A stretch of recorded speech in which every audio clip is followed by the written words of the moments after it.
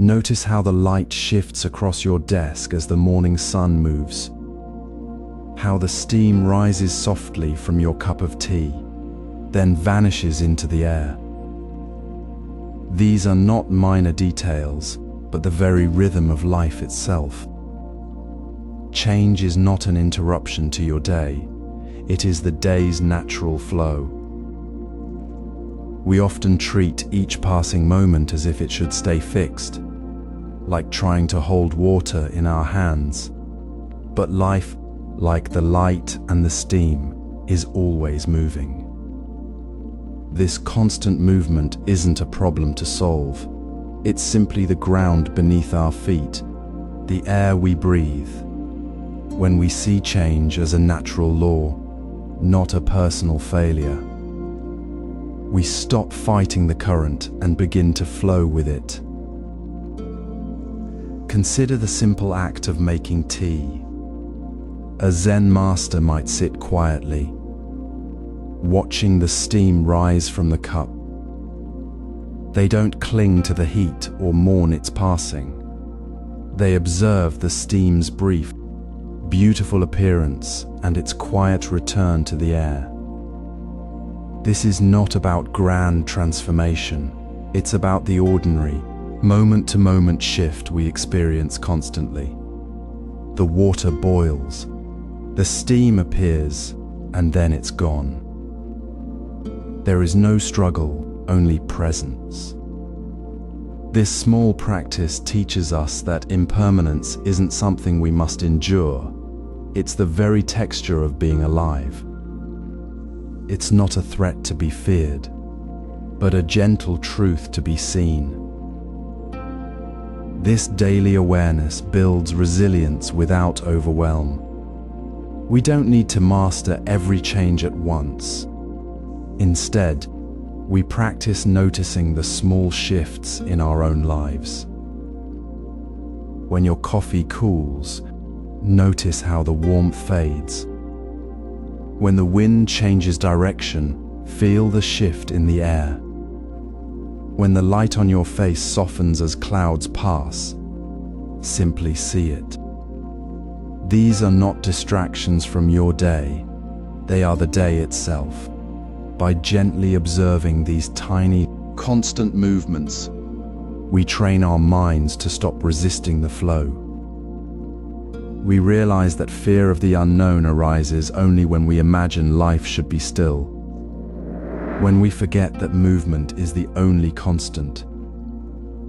Observing these small changes dissolves the illusion that stability is the norm.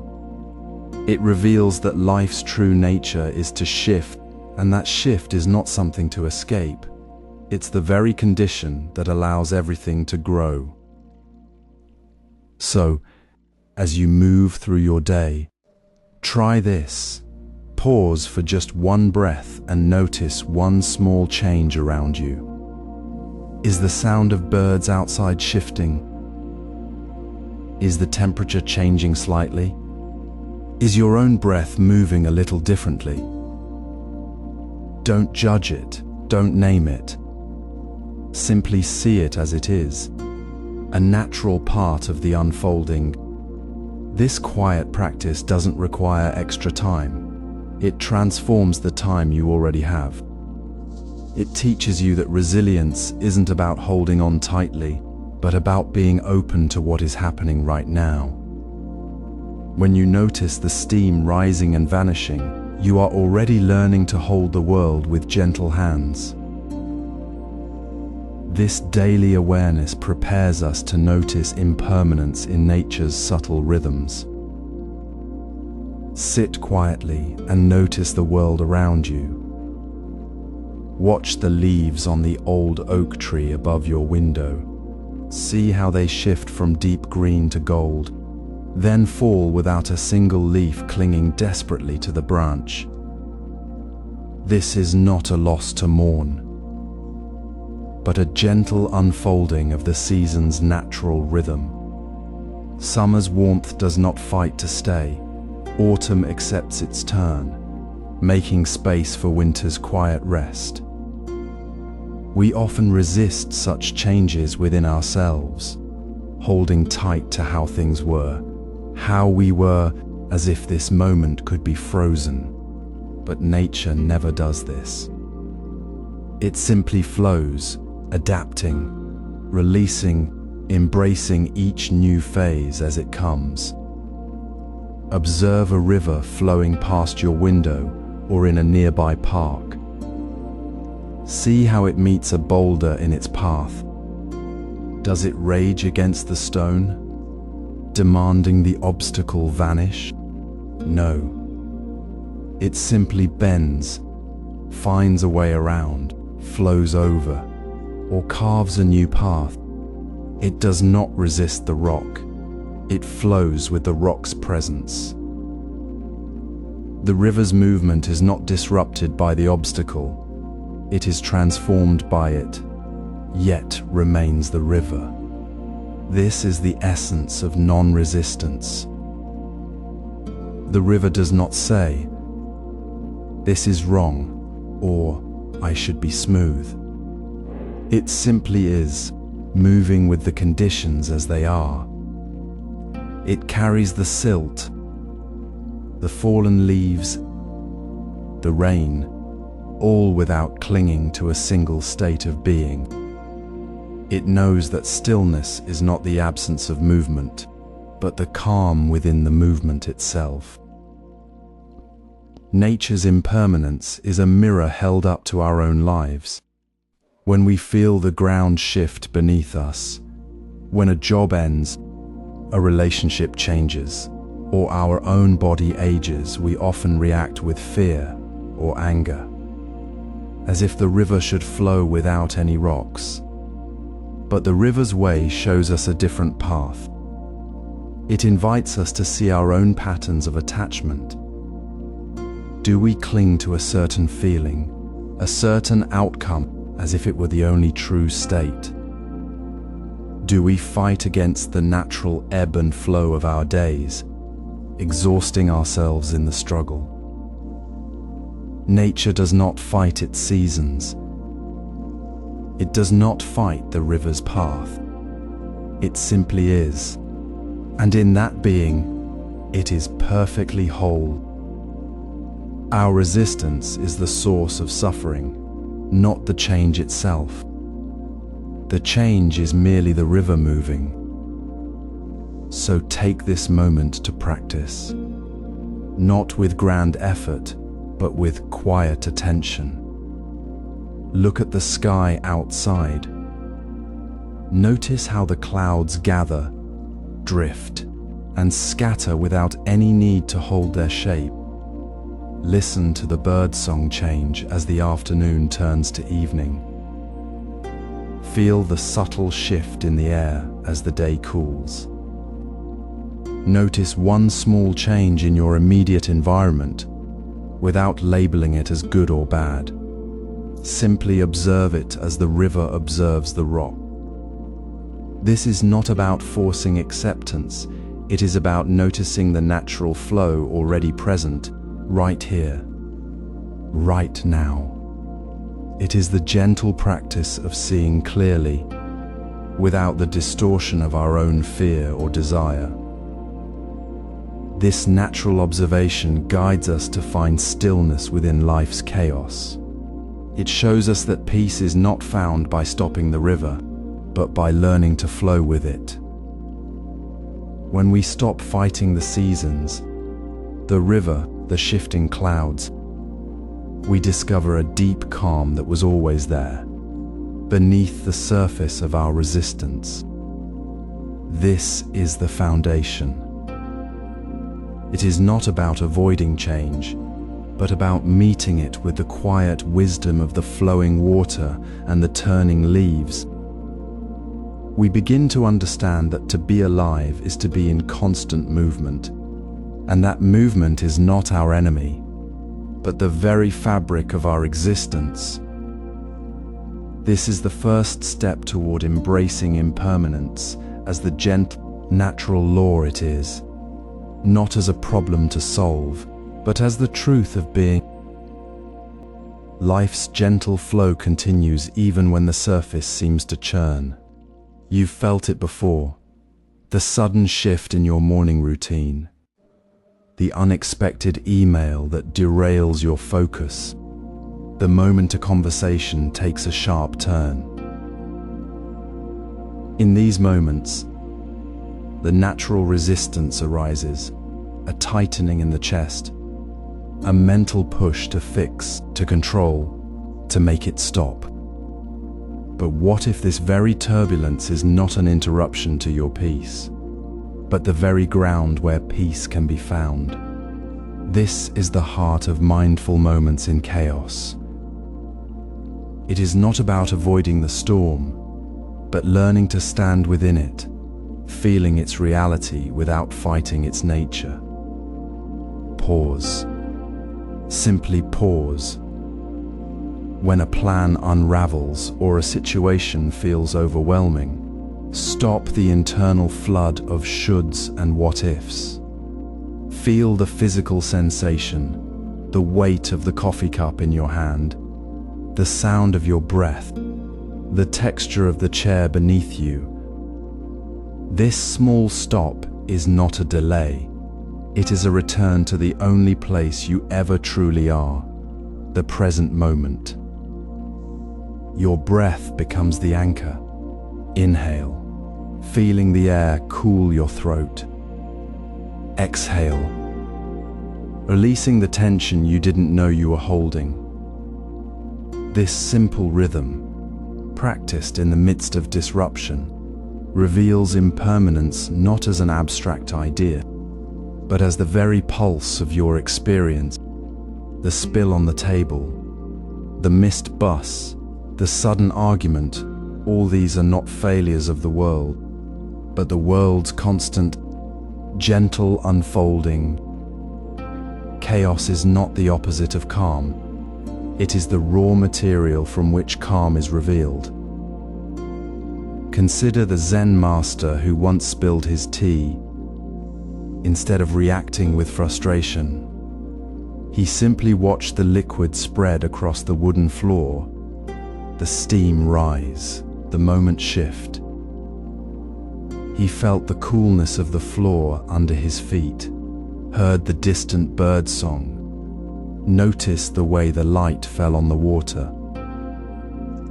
The spill was not a problem to be solved. It was a teaching. The tea was hot, then cooler. The stain appeared, then began to fade. In that single, ordinary moment, the master saw impermanence not as a concept, but as the living truth of the moment itself. The spill was the teaching, not the disruption. The chaos of the spill revealed the truth of change unfolding right before his eyes. Now, bring this to your own life. Notice the next small disruption, a notification that pulls you from work, a child's sudden cry, the phone dropping from your hand. Instead of reaching for the fix, pause. Feel your feet on the floor. Take one slow breath in, feeling the space expand in your chest. Feel the breath out, carrying away the tension in that tiny pause. You step out of the river of thought and into the river itself.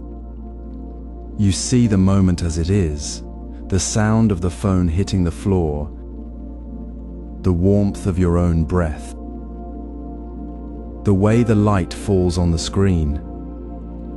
This is not avoidance, it is deep presence.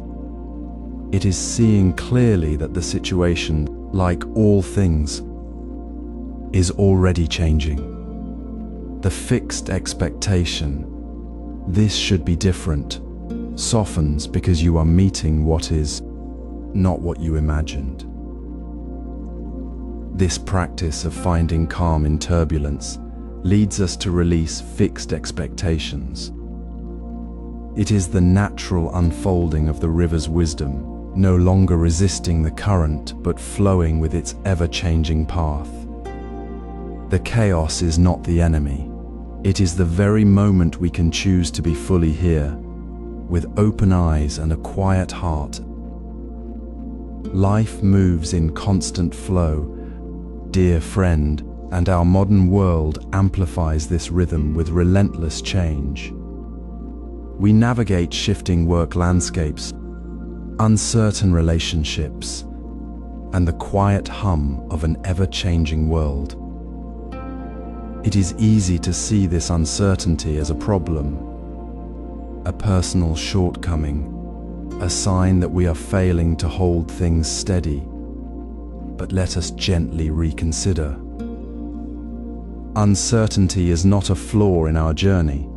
It is woven into the very fabric of existence, as natural as the breath we take.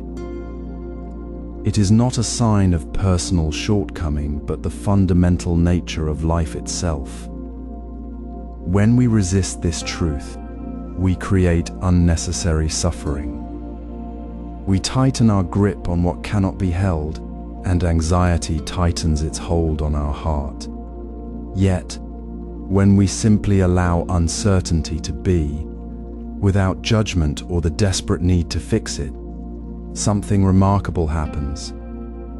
Sitting with the gentle discomfort of not knowing, of not having the next step mapped out, becomes a profound relief. This is not passive resignation, it is an active, calm presence. It is the space between thought and reaction, where clarity can emerge. The mind stops frantically searching for a solid ground that does not exist, and in that stillness, we find a deeper peace. Consider the story of the old monk who carefully carried a porcelain bowl, its surface smooth and fine. One day, stepping over a stone, the bowl slipped from his hands and shattered on the stone path. His students, expecting remorse, watched him instead kneel and gently gather the pieces. He said softly, "Ah, the bowl was always meant to return to the earth." He did not blame himself for the fall, nor did he mourn the loss as a personal failure. He simply acknowledged the bowl's natural state, its impermanent form, and the moment's truth. His acceptance was not about the bowl, it was about seeing reality as it is, without adding the weight of expectation.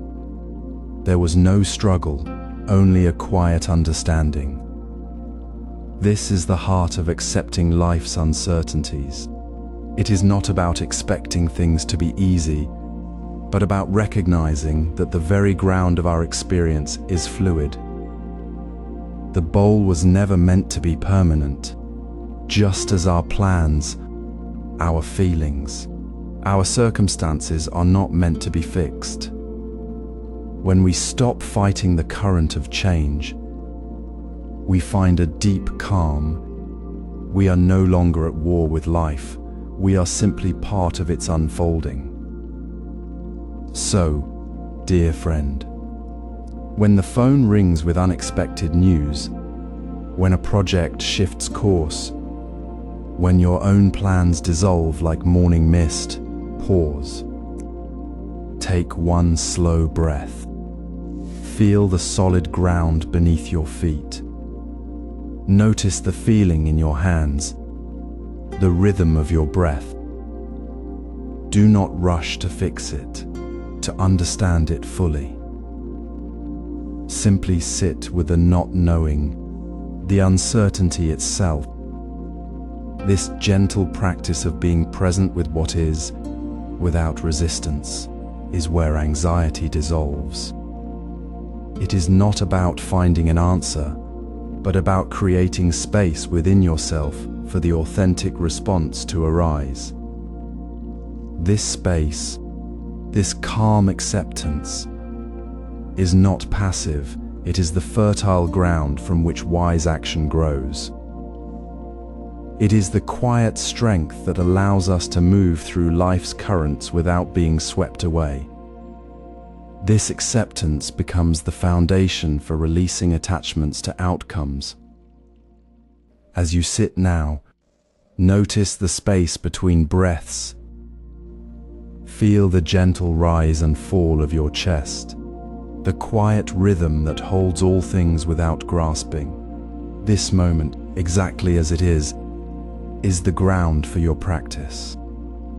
We've already begun to understand that chaos is not an interruption, but the very fabric of peace, and that uncertainty is inherent, not a flaw. Now, we turn to the small, daily act of releasing what we hold as permanent. It is not about grand gestures, but noticing the subtle ways we cling when we tighten our grip on a thought, a possession, or a future outcome we believe must unfold perfectly. We carry these attachments like invisible weights, unaware until the ground shifts beneath us. Consider the story of an old monk.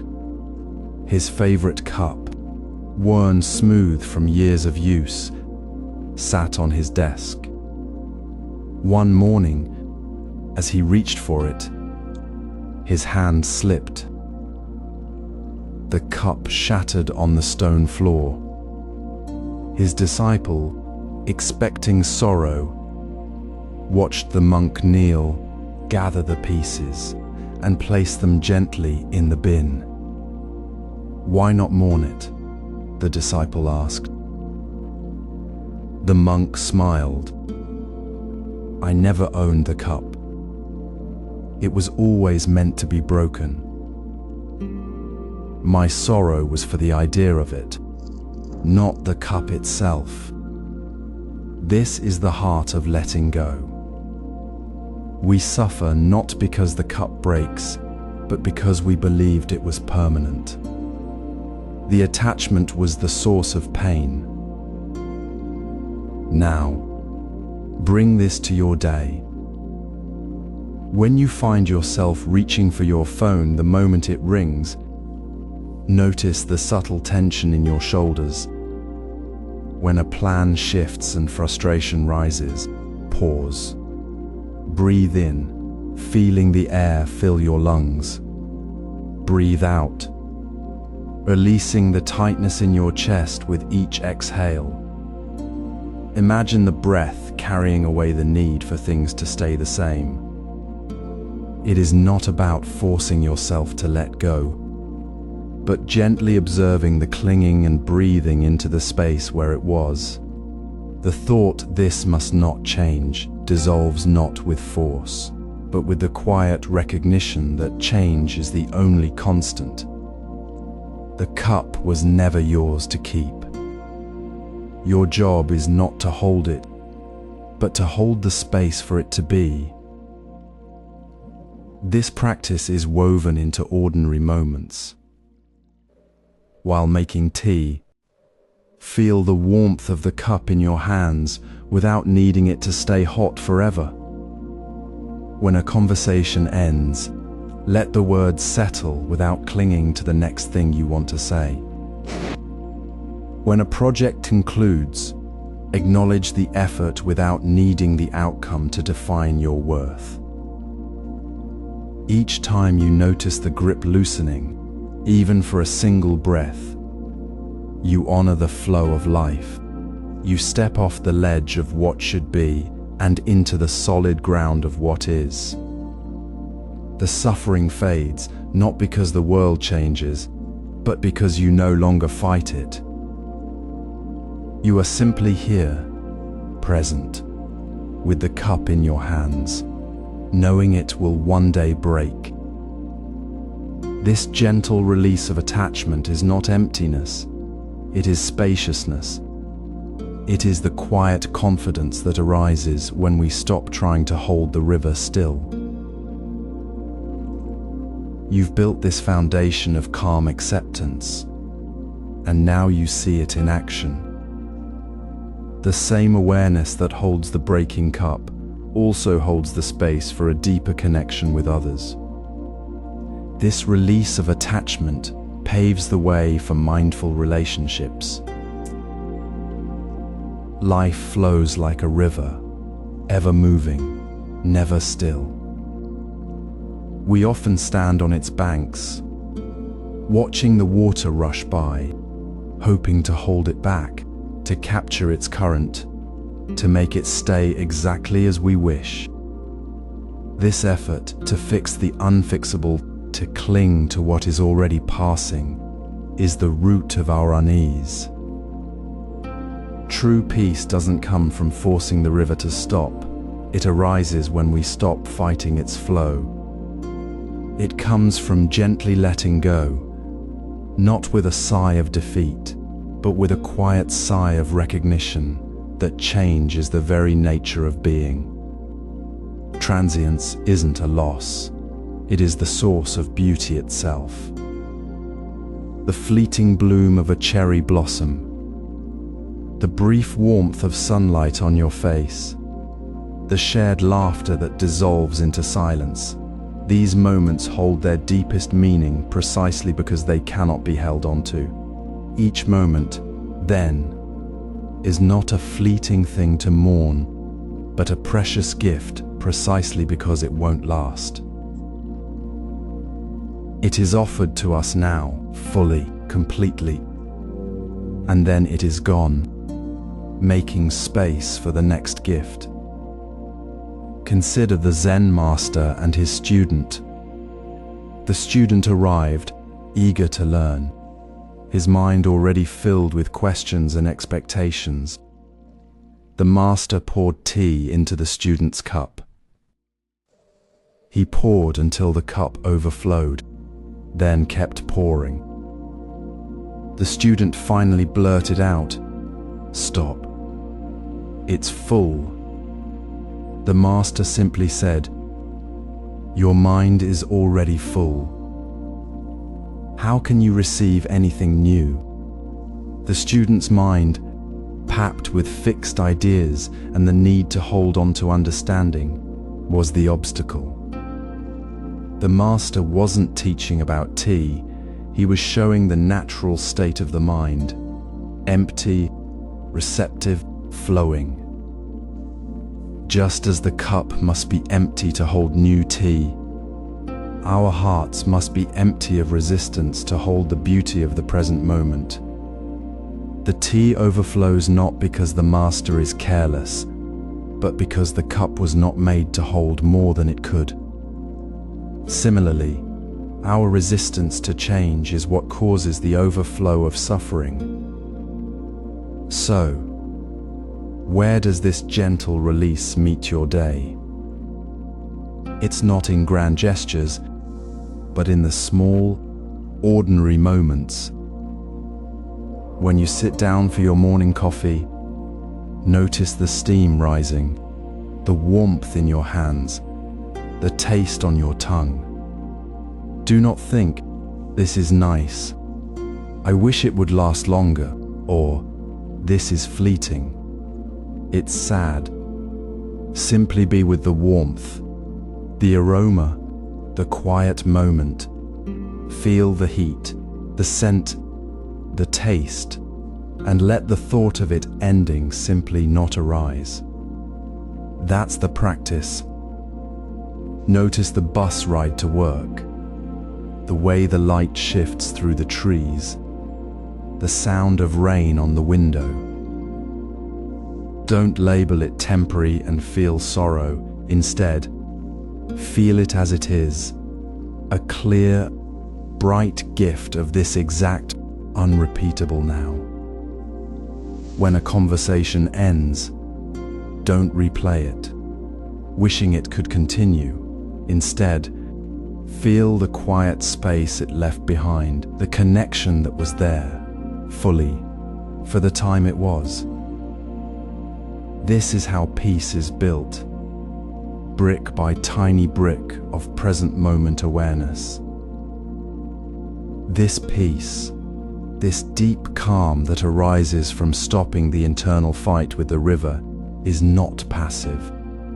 It is the very ground from which we step into life with open hands. It allows us to engage more fully with relationships, not as a desperate clutching, but as a free-flowing exchange. We can listen without needing to fix, speak without needing to be heard perfectly, and be present without demanding the moment stay exactly as it is. We see the other person truly as they are in this fleeting, beautiful instant without the weight of expectation. This is the natural unfolding. This is how we honor the constant flow, not by resisting it, but by becoming the river itself. Consider the ordinary moment of morning coffee. Not the hurried gulp before work, but the quiet pause where steam rises from the cup. This simple act, when truly noticed, becomes a doorway. It is not about adding more to your day, but about transforming the existing flow. We often miss the present because we are already planning the next step or regretting the last.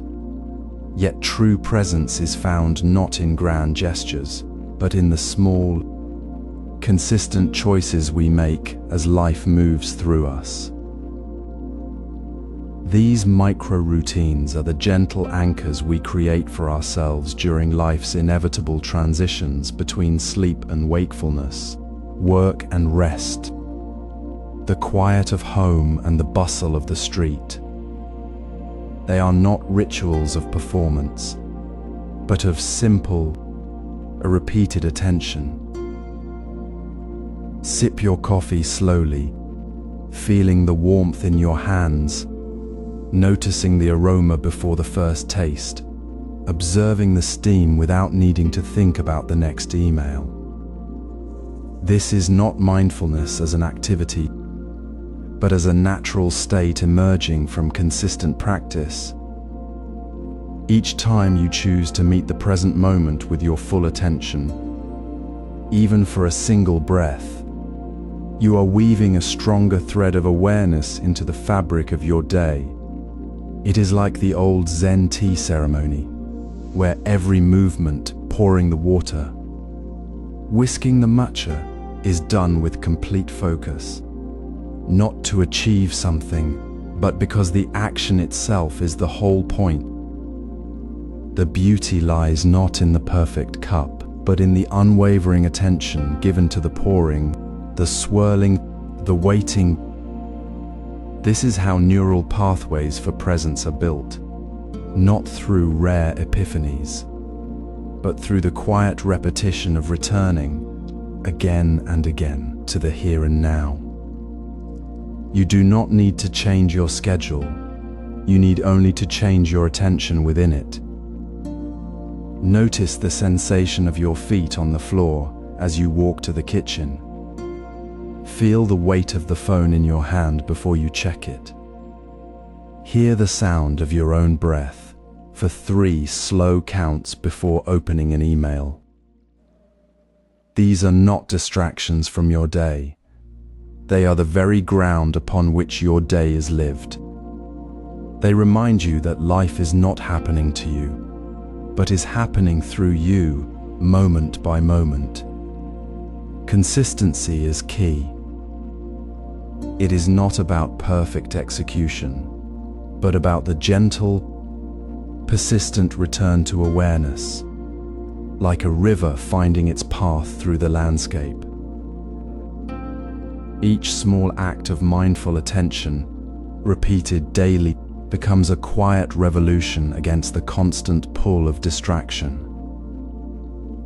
It builds a resilience within you, a deep knowing that you are not merely swept along by the current of time and technology, but are anchored in the living present. This is the practical wisdom of Zen, finding profound peace, not in avoiding change, but in meeting each unfolding moment with open, unhurried attention. When the digital waves pull us toward the past or future, these simple, daily anchors become essential. They are the steady hand in the storm of modern life, reminding us that the only moment we ever truly have is this one. Here, now, with the warmth of the cup in our hands and the breath in our lungs. Consider the quiet moment just after waking, when the first light touches your window. Not the grand sunrise, but the subtle shift as shadows retreat and the air holds a different quality. This is the essence of small shifts, the gentle, almost invisible movements that reveal life's constant flow. We often wait for dramatic changes, expecting the earth to shake before we notice the path beneath our feet. Yet true awareness lives in these quiet transitions, in the way a single raindrop alters the pattern on a leaf, or how your morning tea tastes slightly different when the wind shifts outside. Celebrating these minor changes isn't about finding grand meaning. It's recognizing that life is already moving, already transforming, and we are part of that current. When we notice the way a child's voice softens as they grow, or how a familiar street corner feels new in the afternoon sun, we stop resisting the natural rhythm. This gentle observation dissolves the tension that comes from clinging to how things should be. Small shifts prevent resistance to larger changes because they train our hearts to flow. Instead of bracing against the inevitable, we learn to breathe with the tide. Joy emerges not from avoiding change, but from noticing it with open eyes. It's the quiet delight in seeing a single petal fall from a tree you passed yesterday, or the warmth of your hands on a mug as the steam rises in a new pattern. This isn't about perfection or constant effort. It's about allowing your attention to rest lightly on the ordinary, like a leaf floating on a stream. You don't need to chase the big moments. They will come. Your practice is simply to notice the small ones as they happen. Try this today. While making your coffee, pause for 3 breaths. Notice the exact shade of steam rising, the sound of the water, the way the light falls on the counter. Don't analyze it. Just observe it. Feel the shift in the air as you move from one room to another. Notice how your breath changes when you step outside. These micro moments of awareness are not separate from life. They are life itself, unfolding in the smallest details. When you celebrate the subtle shift of a leaf turning in the wind, you are honoring the entire tree's journey. You are acknowledging that change is not something that happens to you, but the very substance of your being.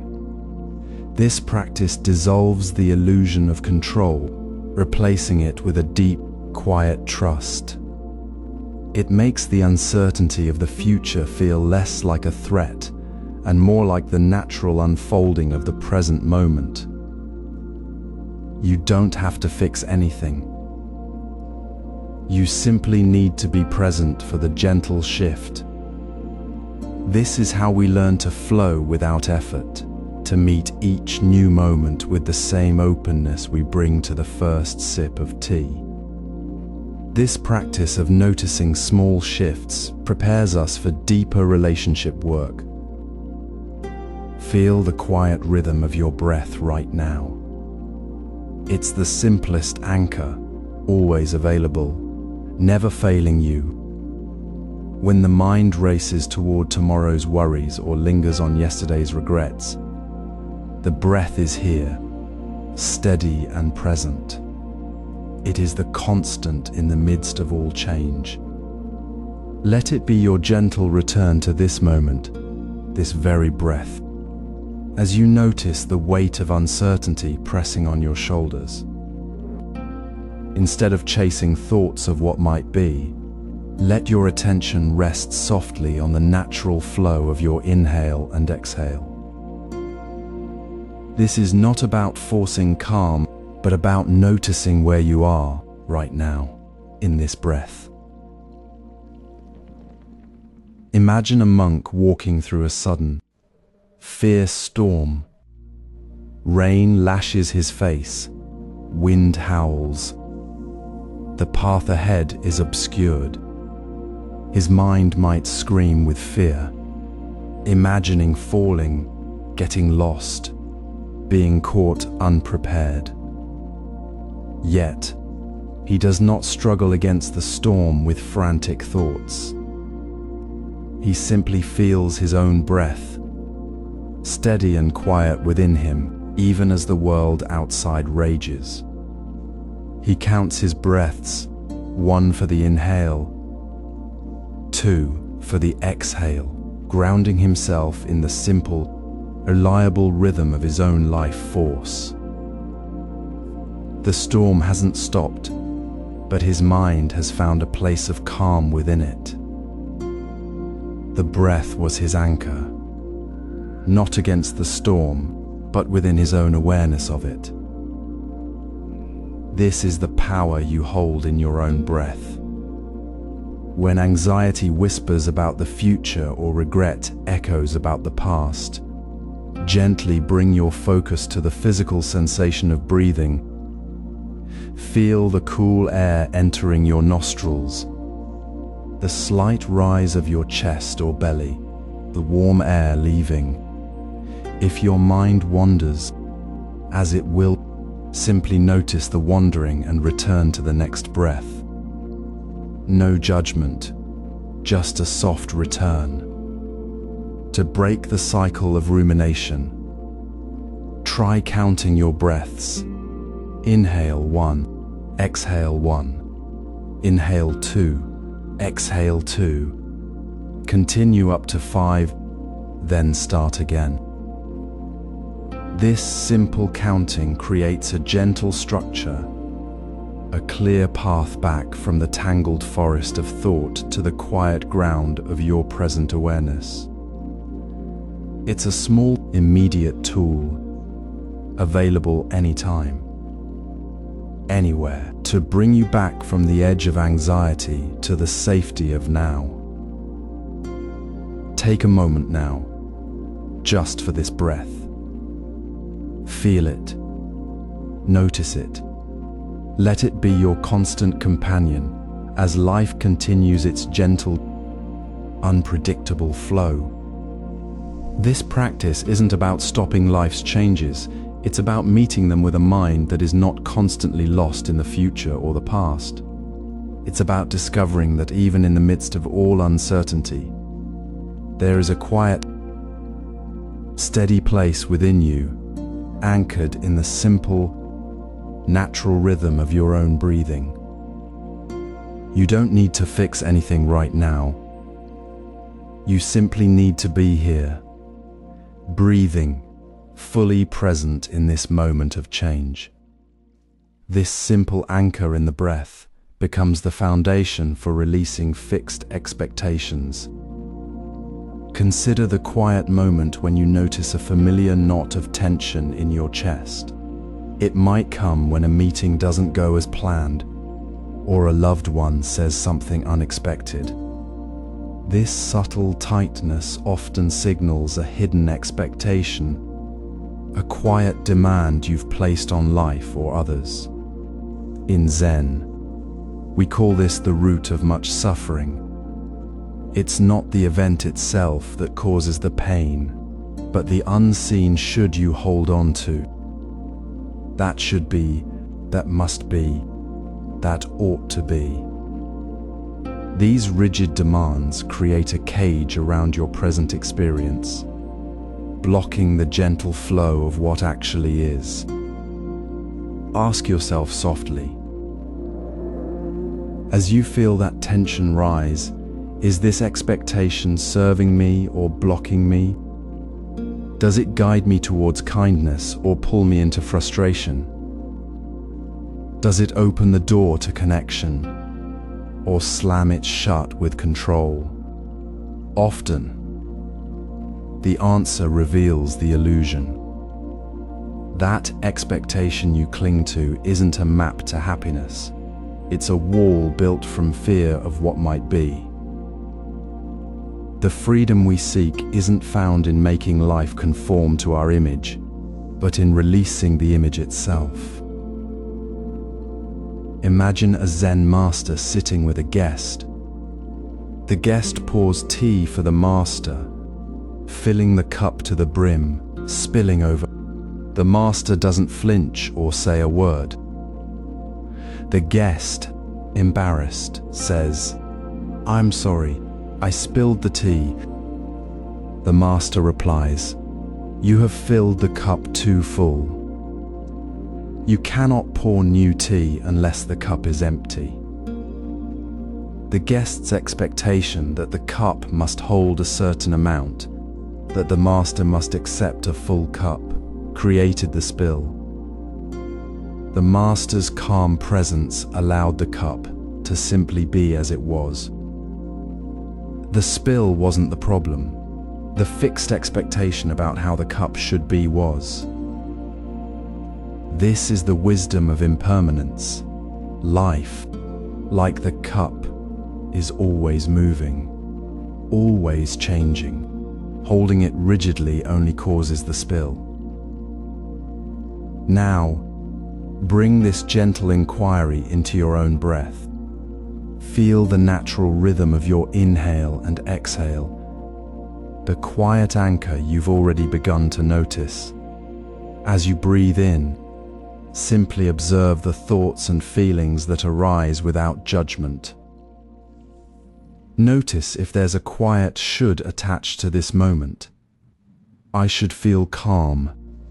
This situation should be different. Don't fight the thought. Gently ask that question.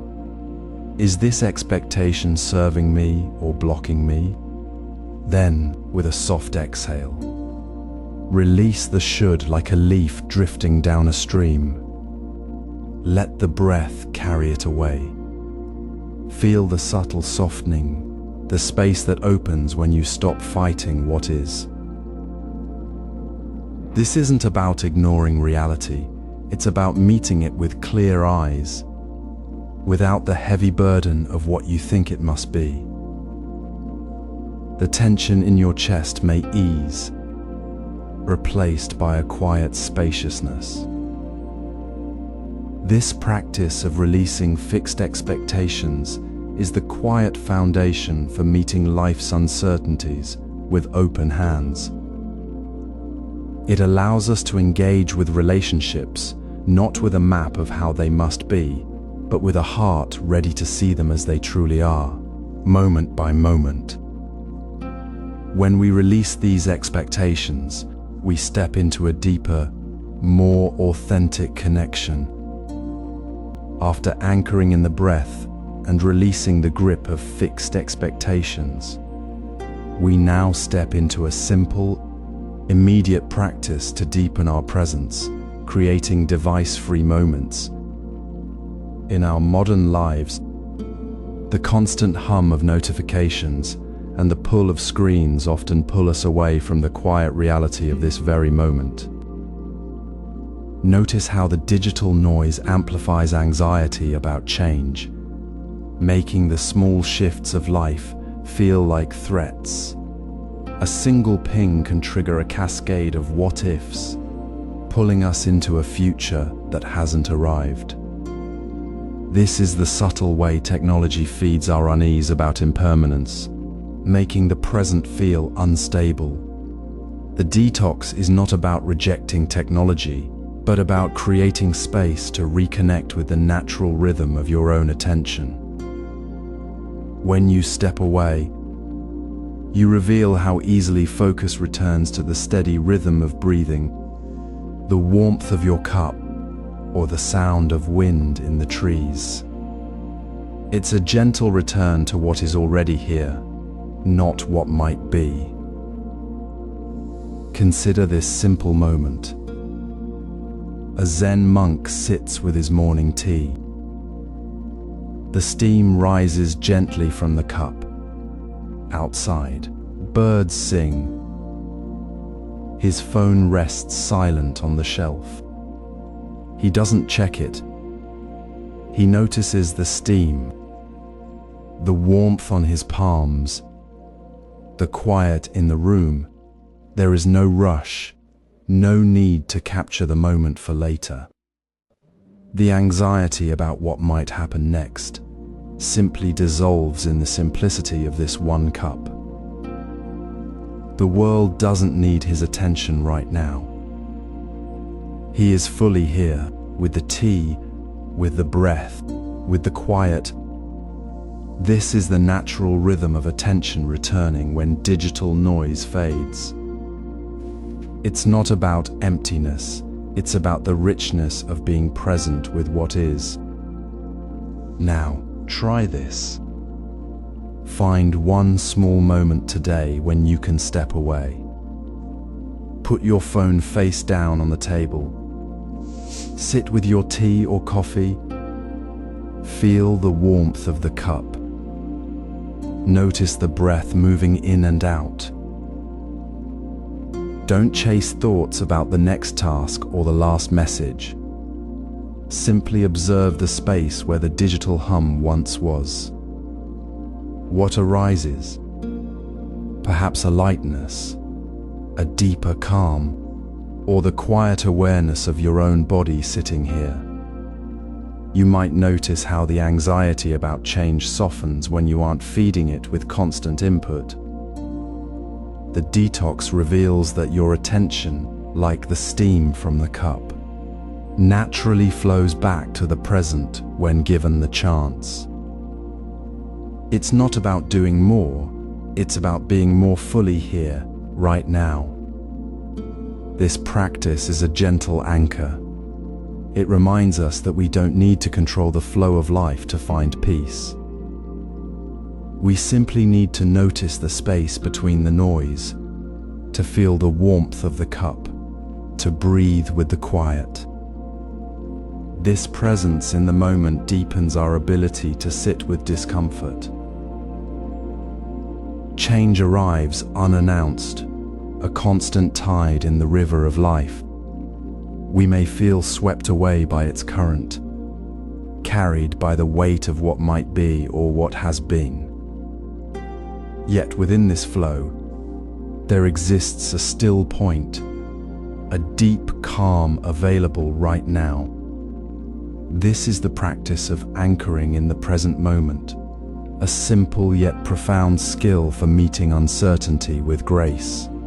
It requires no special place or time, only a gentle turn of attention towards the immediate, sensory reality surrounding you.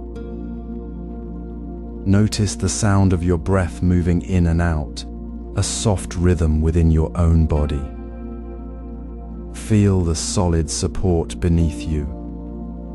The chair, the floor, the earth itself.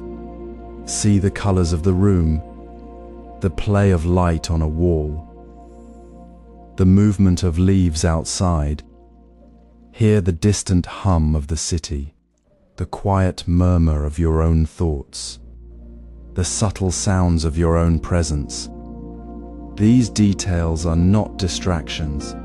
They are the very ground beneath your feet in this fleeting now.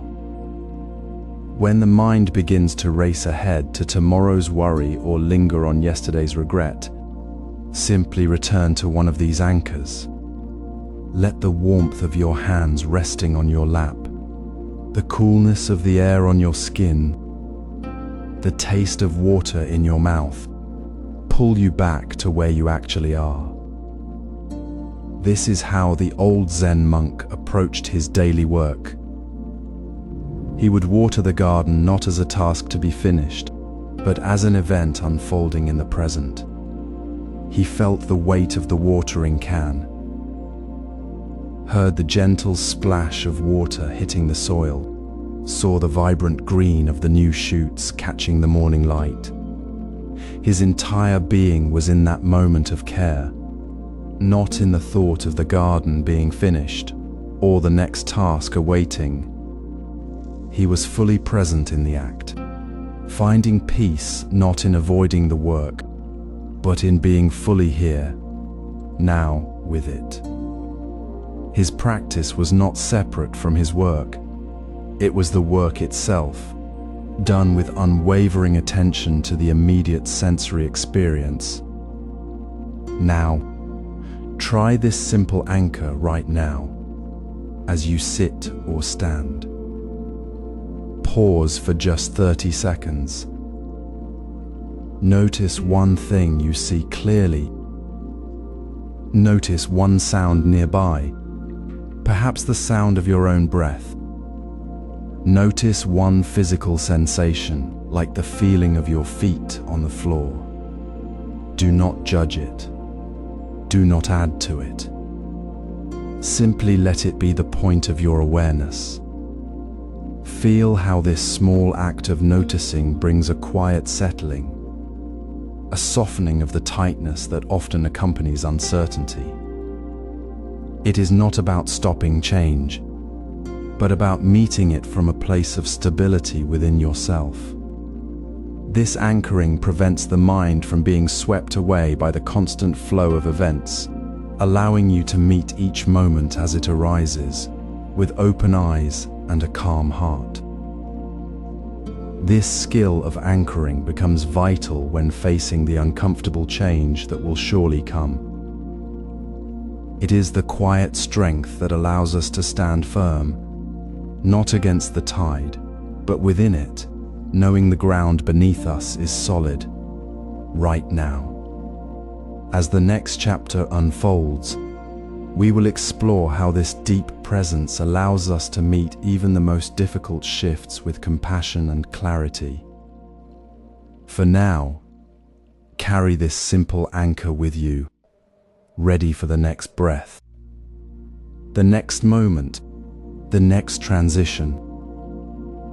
Notice how we hold relationships as if they were carved from stone, expecting them to remain perfectly still beneath our touch.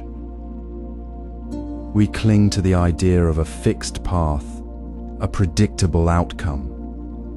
And when the current shifts, we feel the sharp sting of resistance.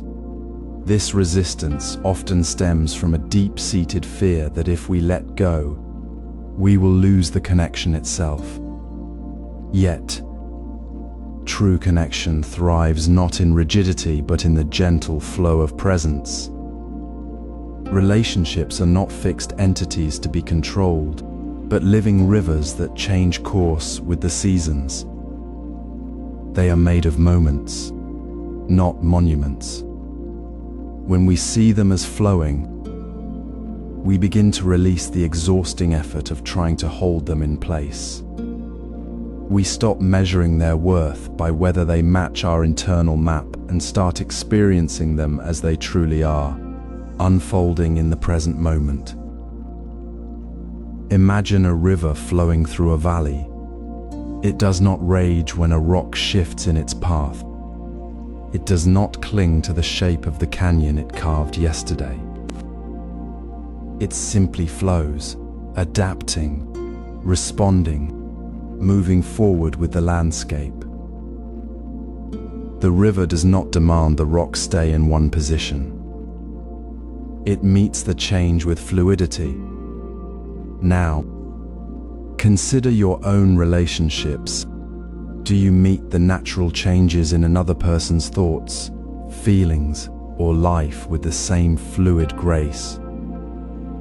Or do you tighten your grip, seeking to force a familiar pattern, fearing the uncertainty of what might come next? The moment we release the need to control another's behavior, we create space for a deeper, more authentic connection to blossom. Love, freed from the tight grip of demanding specific outcomes, becomes light, expansive, and rooted in genuine care rather than fear. It is the warmth of compassion, not the weight of expectation. This practice begins softly, within your own heart. When frustration arises because someone does not act as you hoped, pause. Feel the tension in your shoulders, the urge to fix or change them. Instead, gently invite curiosity. What is this need for control truly protecting? Is it a fear of being unloved or a fear of the unknown? Offer yourself the same kindness you would offer a friend who feels hurt. Say to yourself, softly, "It's okay to feel this way. This is hard. May I be kind to myself right now." This tender self-compassion dissolves the sharp edges of resistance. It allows you to see the person before you not as a reflection of your own unmet needs, but as a unique, changing being on their own path. In that space, you can respond with presence, not reaction, and love can breathe freely. This gentle release of attachment to how relationships must be is not about losing care. It is about caring with greater clarity and freedom. It means meeting the person with open hands, not clenched fists. It means finding peace not in forcing the river to stay in one channel, but in walking beside it, trusting its natural movement. As we practice this non-attachment in our relationships, we discover a profound truth. The more we release our grip on the fixed image of how things should be, the more deeply we can be present for the beautiful, ever-changing reality of what is. This practice of releasing relationship patterns naturally extends to releasing the weight of past regrets. For the same freedom we find in the present moment is the same freedom we carry forward. As we sit here in this quiet moment, carrying the anchor of present moment awareness we cultivated in the previous chapter, a gentle shift occurs. We notice how deeply we sometimes cling to the past, not as a memory, but as a heavy weight carried within. Regrets often feel like sharp stones in our pockets, constantly reminding us of what was not done, said, or chosen. Yet, these are not facts of the present. They are fixed thoughts about an unchangeable past. They are like trying to hold water in cupped hands. No matter how tightly we grasp, it slips away, leaving only the effort of the holding. The true weight isn't in the past event itself, but in the repeated, unyielding thought about it. This is the root of resistance to change, a subtle barrier built from self-criticism, not from the reality of what is. Consider the story of a young monk who, after accidentally breaking a precious vase during tea ceremony, spent weeks consumed by guilt. He would replay the moment, berate himself, and feel utterly unworthy to serve. His teacher, noticing his withdrawn state, simply asked, "Monk, what can you learn from the broken vase without holding on to the regret?" The monk stared, confused. The teacher then placed a fresh, clean cup before him. "Now, what can you offer with this cup?" The monk, startled, realized the moment was not about the broken vase, but about the present offering. The regret dissolved, not because the vase was unbroken, but because he was no longer trapped in its fixed memory. He could now serve with fresh attention. This is the practice we gently invite you to try. The next time a wave of regret arises, perhaps over a missed opportunity, a harsh word, or a path not taken, pause. Feel the weight in your chest. Acknowledge it without judgment.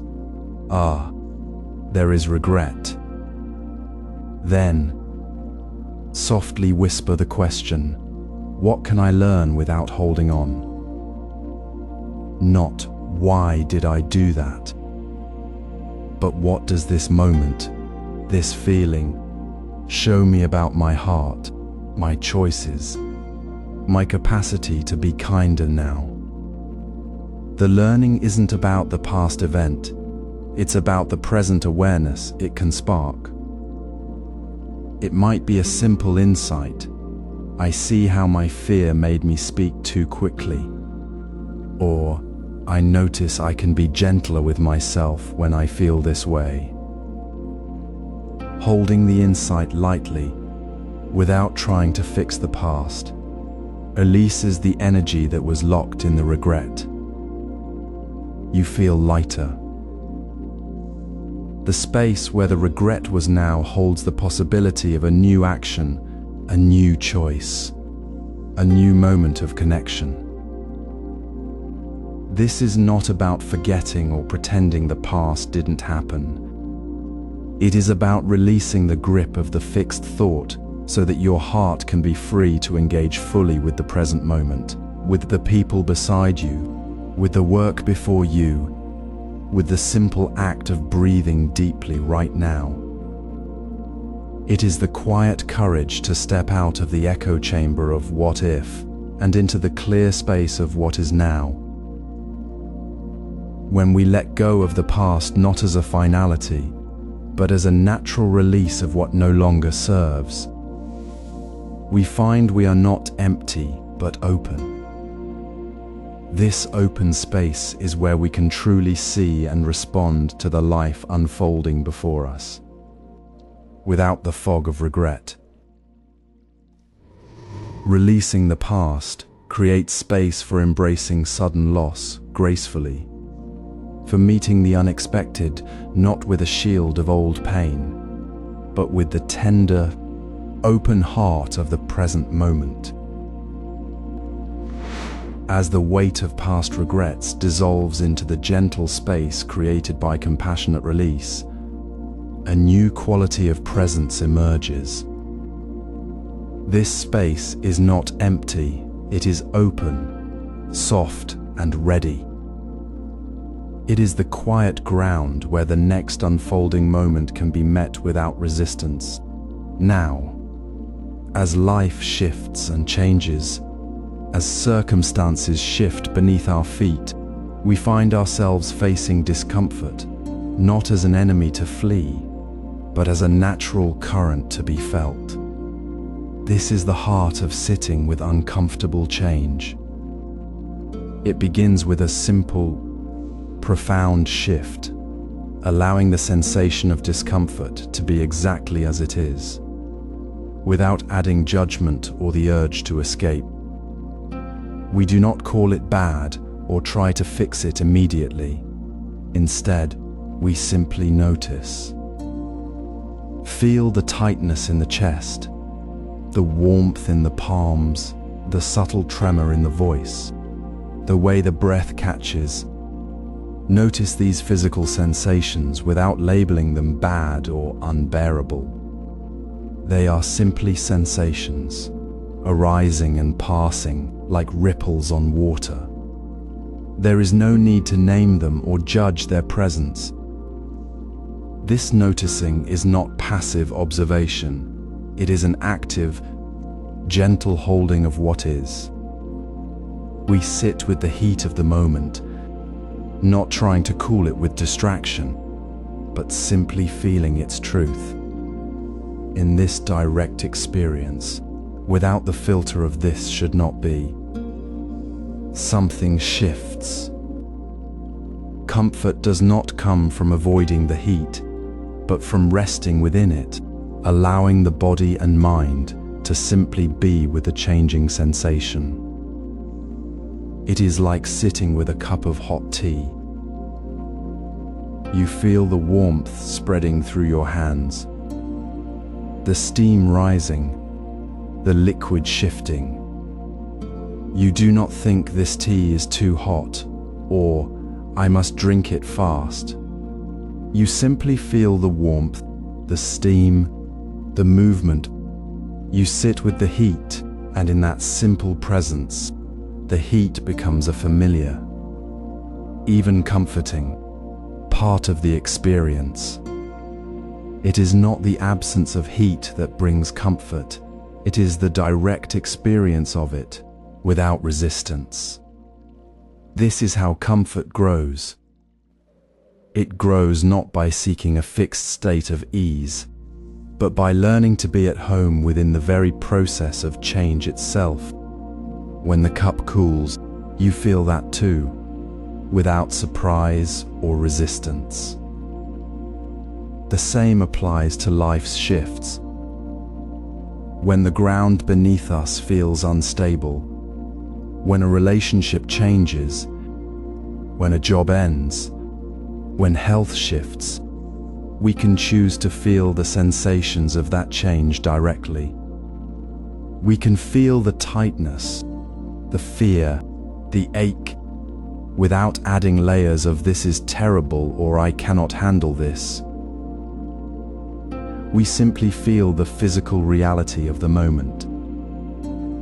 This is not about enduring suffering. It is about meeting the truth of what is with an open, unclenched heart. It is the practice of being present with the flow, not fighting against it. In this practice, we discover that the discomfort we fear is not the enemy. It is simply the sensation of life moving through us. And as we rest within it, without judgment, the sensation itself begins to soften. The resistance fades, and a deep, quiet comfort arises from the simple act of being fully present with the moment as it is. This skill transforms how we face life's inevitable losses. As we gently release the tight grip of resistance that has held us captive through past regrets and present discomfort, a quiet space opens within. This space is not empty, but filled with the soft hum of possibility. We discover that joy does not arrive only after change is complete, but arises precisely when we stop fighting the current of transition itself. It is not a grand celebration, but a subtle, deepening ease that settles when we allow life to move through us without resistance.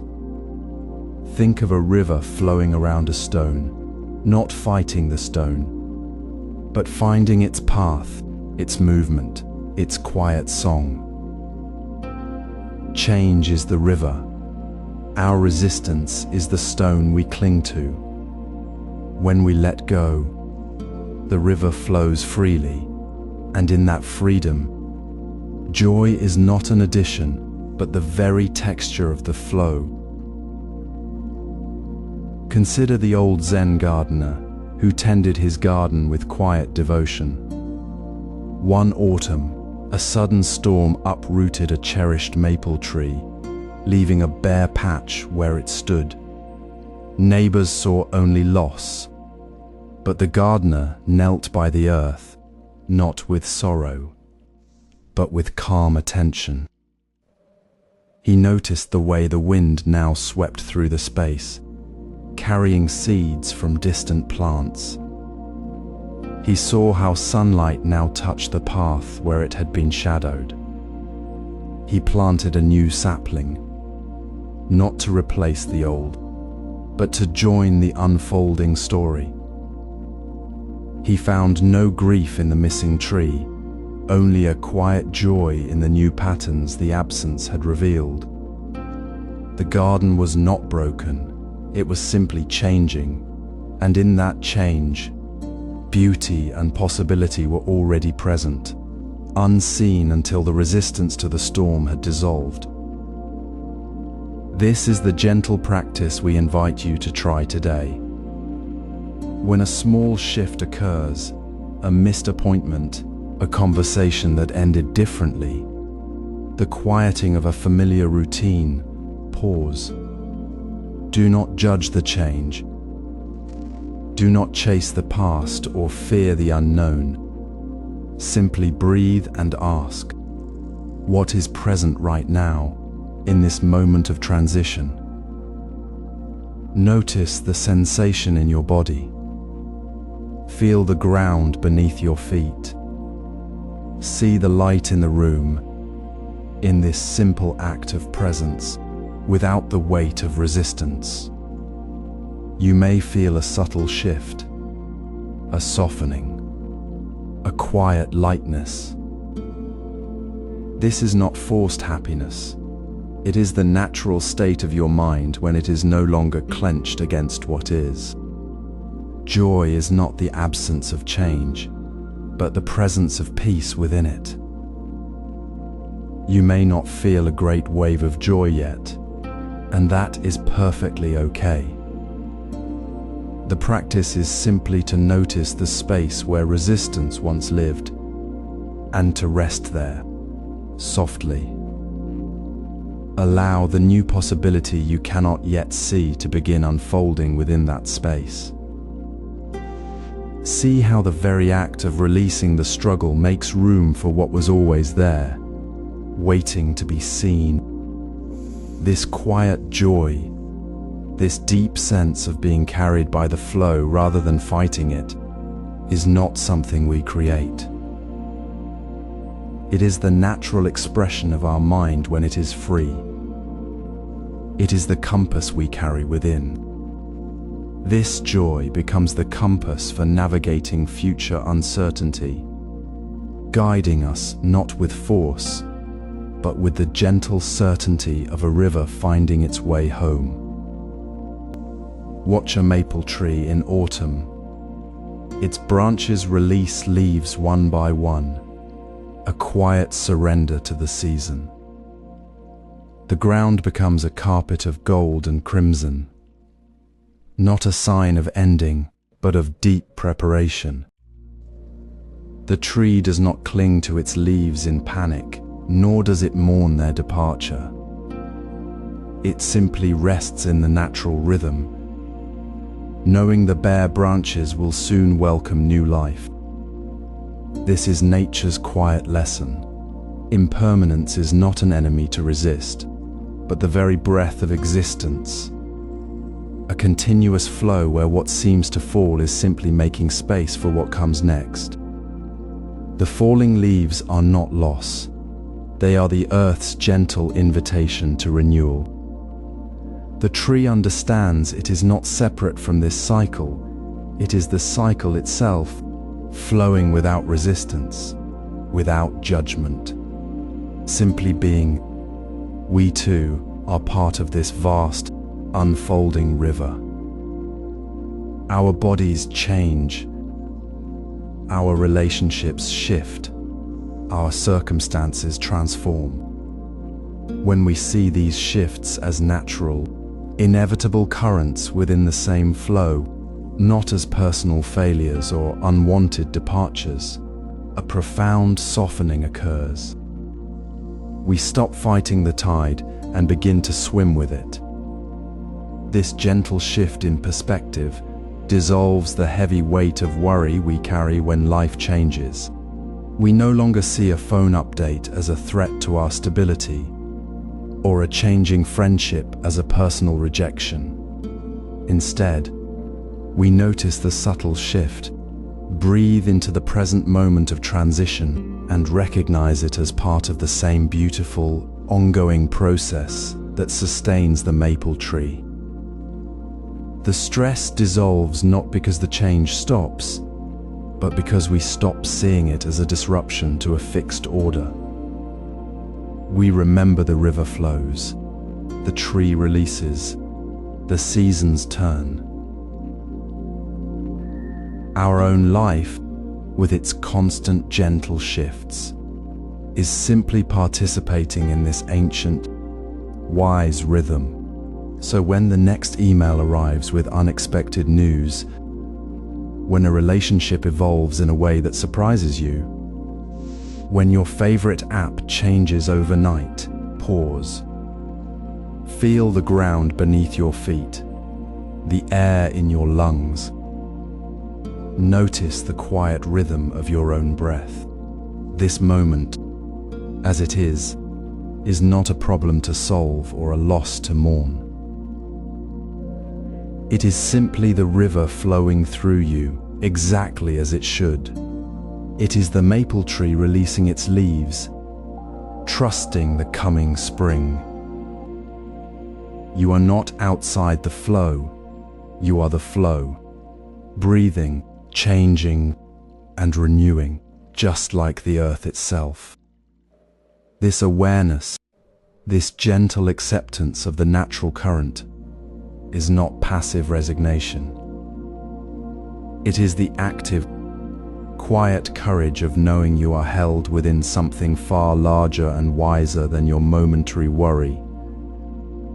It is the foundation where true peace meets the constant change of our modern world. This perspective shifts our approach to technology's constant changes. We often carry the weight of tomorrow in our shoulders before it arrives. The endless ping of notifications, the pressure of looming deadlines, the worry about how a conversation might unfold, these modern currents pull us away from the solid ground of now. Future anxiety arises not from the uncertainty itself, but from our deep-seated clinging to a single, fixed outcome. We imagine the perfect result, the smooth path, and when reality shifts, we resist, creating suffering where none was necessary.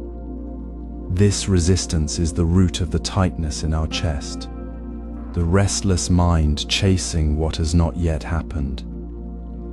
True peace begins when we gently loosen that grip. Instead of asking, "Will this work out perfectly?" ask yourself, "What can I do right now to serve the moment?" Let this simple question be your anchor. When the app update disrupts your workflow, when a relationship feels uncertain, when the future seems foggy, turn your attention to the immediate action within your reach. Perhaps it is breathing deeply, completing one small task, or simply noticing the feel of your feet on the floor. This focus on present action dissolves the fog of anxiety. It shifts us from passive worry to active participation in the unfolding now. We release the need to control the distant horizon and find freedom in the step we take today. Consider the Zen tea ceremony. A monk prepares tea for a guest. The rhythm of the water, the careful whisking of the matcha. Suddenly, the delicate cup slips from their hand, shattering on the stone floor. In the moment of loss, the monk does not cry out or curse the accident. They do not dwell on the missing cup or the disruption to the ritual. Instead, they simply notice the sound, the scattered pieces, the steam rising from the kettle. They breathe. They place their hand gently on the cool stone beside the broken porcelain. They consider what is needed now, perhaps to clean the floor, to fetch a new cup, or simply to sit quietly with the guest, acknowledging the moment as it is. They do not cling to the previous state of the ritual. They move with the flow of what is present.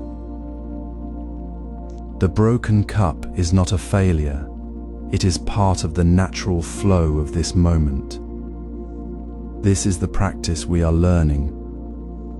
It is not about ignoring the future, but about not being consumed by it. It is about recognizing that every moment is already changing, and our true strength lies in meeting each change with clear, present attention. So when you feel the familiar pull of future worry, when the mind races ahead to what-ifs, pause. Feel your feet on the earth. Notice the air in your lungs. Ask that simple question, what can I do right now?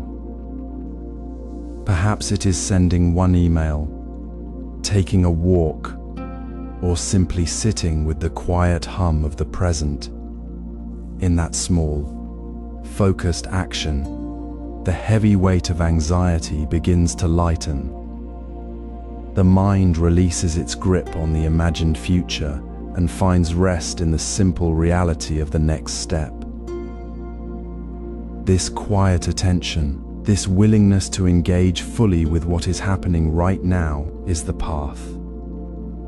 It is the practice that turns the uncertainty of modern life into a deep, unshakable calm.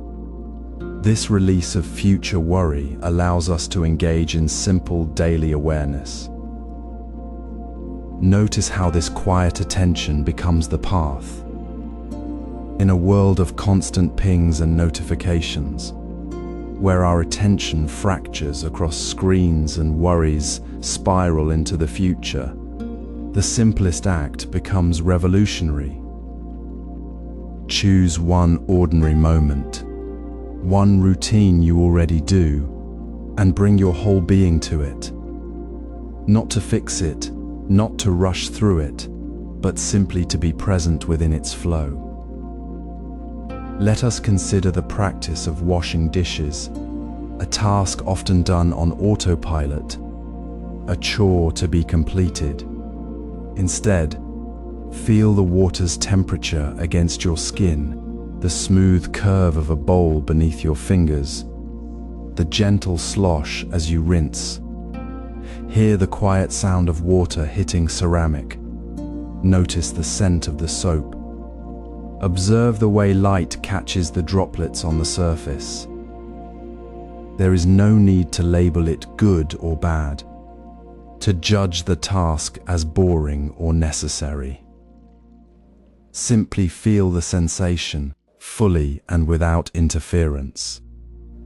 This is not about adding more to your day, but about removing the veil of distraction that separates you from the very moment you inhabit. This practice of simple presence, repeated in the small, unremarkable moments, is where resilience is quietly built. When the phone buzzes with a stressful message, when a relationship feels tense, when technology shifts in ways that unsettle you, you carry within you the memory of that water on your skin, the sound of the rinse. You remember that the present moment, however ordinary, holds its own quiet strength. You are not fighting the current of change. You are learning to stand within it, feeling its texture, its temperature, its reality. This is the quiet work of building inner stability. It is not about achieving a state of constant calm, but about recognizing that calm is already present within the awareness of this moment. This sensation, each time you choose to notice the warmth of the water, the sound of the rinse, the feel of the dish, you strengthen your ability to meet the next wave of uncertainty, not with panic, but with a grounded awareness. You build a small, unshakable anchor within the chaos of modern life. This is how ancient wisdom meets the present moment. It requires no special tools, no extra time, only the willingness to release the need to be somewhere else. It is the profound shift of seeing the dishwashing not as a chore to endure, but as a practice in being alive. the relationship that feels strained, the work project that shifts unexpectedly, the digital landscape that changes overnight. These are not threats to your peace, but invitations to return to your senses, to the simple reality of this breath, this touch, this sound. The resilience that grows here is not the brittle strength of resistance, but the deep, flexible strength of acceptance. It is the quiet knowing that you are already whole, already present, even as everything around you changes. This daily, deliberate return to the ordinary, to the felt experience of the now, is the very foundation for meeting life's inevitable shifts with grace. It is the gentle practice that dissolves the illusion of control and reveals the natural flow of existence. This simplicity prepares us to embrace sudden loss with grace. Grief often arrives unannounced, a sudden wave crashing against the shore of our carefully built routines. We feel the sharp sting of loss when a relationship ends unexpectedly, when a job vanishes overnight, or when a loved one is gone before we could say goodbye. In that moment, the natural human reaction is to resist, to clutch at what is slipping away, to demand the world stay as it was. This resistance, this struggle against the undeniable truth of impermanence, only deepens the pain. True grace does not come from avoiding the loss, nor from pretending it does not hurt. It comes from a gentle release, a softening of the heart that allows the reality of the moment to be exactly as it is. We grieve without demanding the moment stay fixed, without fighting the natural flow of change. We honor the connection that was, the love that existed, the life that passed through our hands, without clinging to it as if it were meant to last forever. Consider the old Zen monk who carefully placed a simple clay teacup on the table. A sudden gust of wind from an open window sent it tumbling to the floor, shattering into pieces. His student, watching in dismay, expected the monk to show distress or frustration. Instead, the monk simply looked at the broken fragments, then at the empty space where the cup had been. He said softly, not with regret, but with quiet acceptance, "The cup was here. Now it is not. The wind carried it away." He did not deny the loss, nor did he cling to the memory of the cup's shape. He simply acknowledged the moment as it was, neither holding it back nor pushing it away. The broken pieces were not a failure. They were simply the natural expression of the cup's impermanent nature.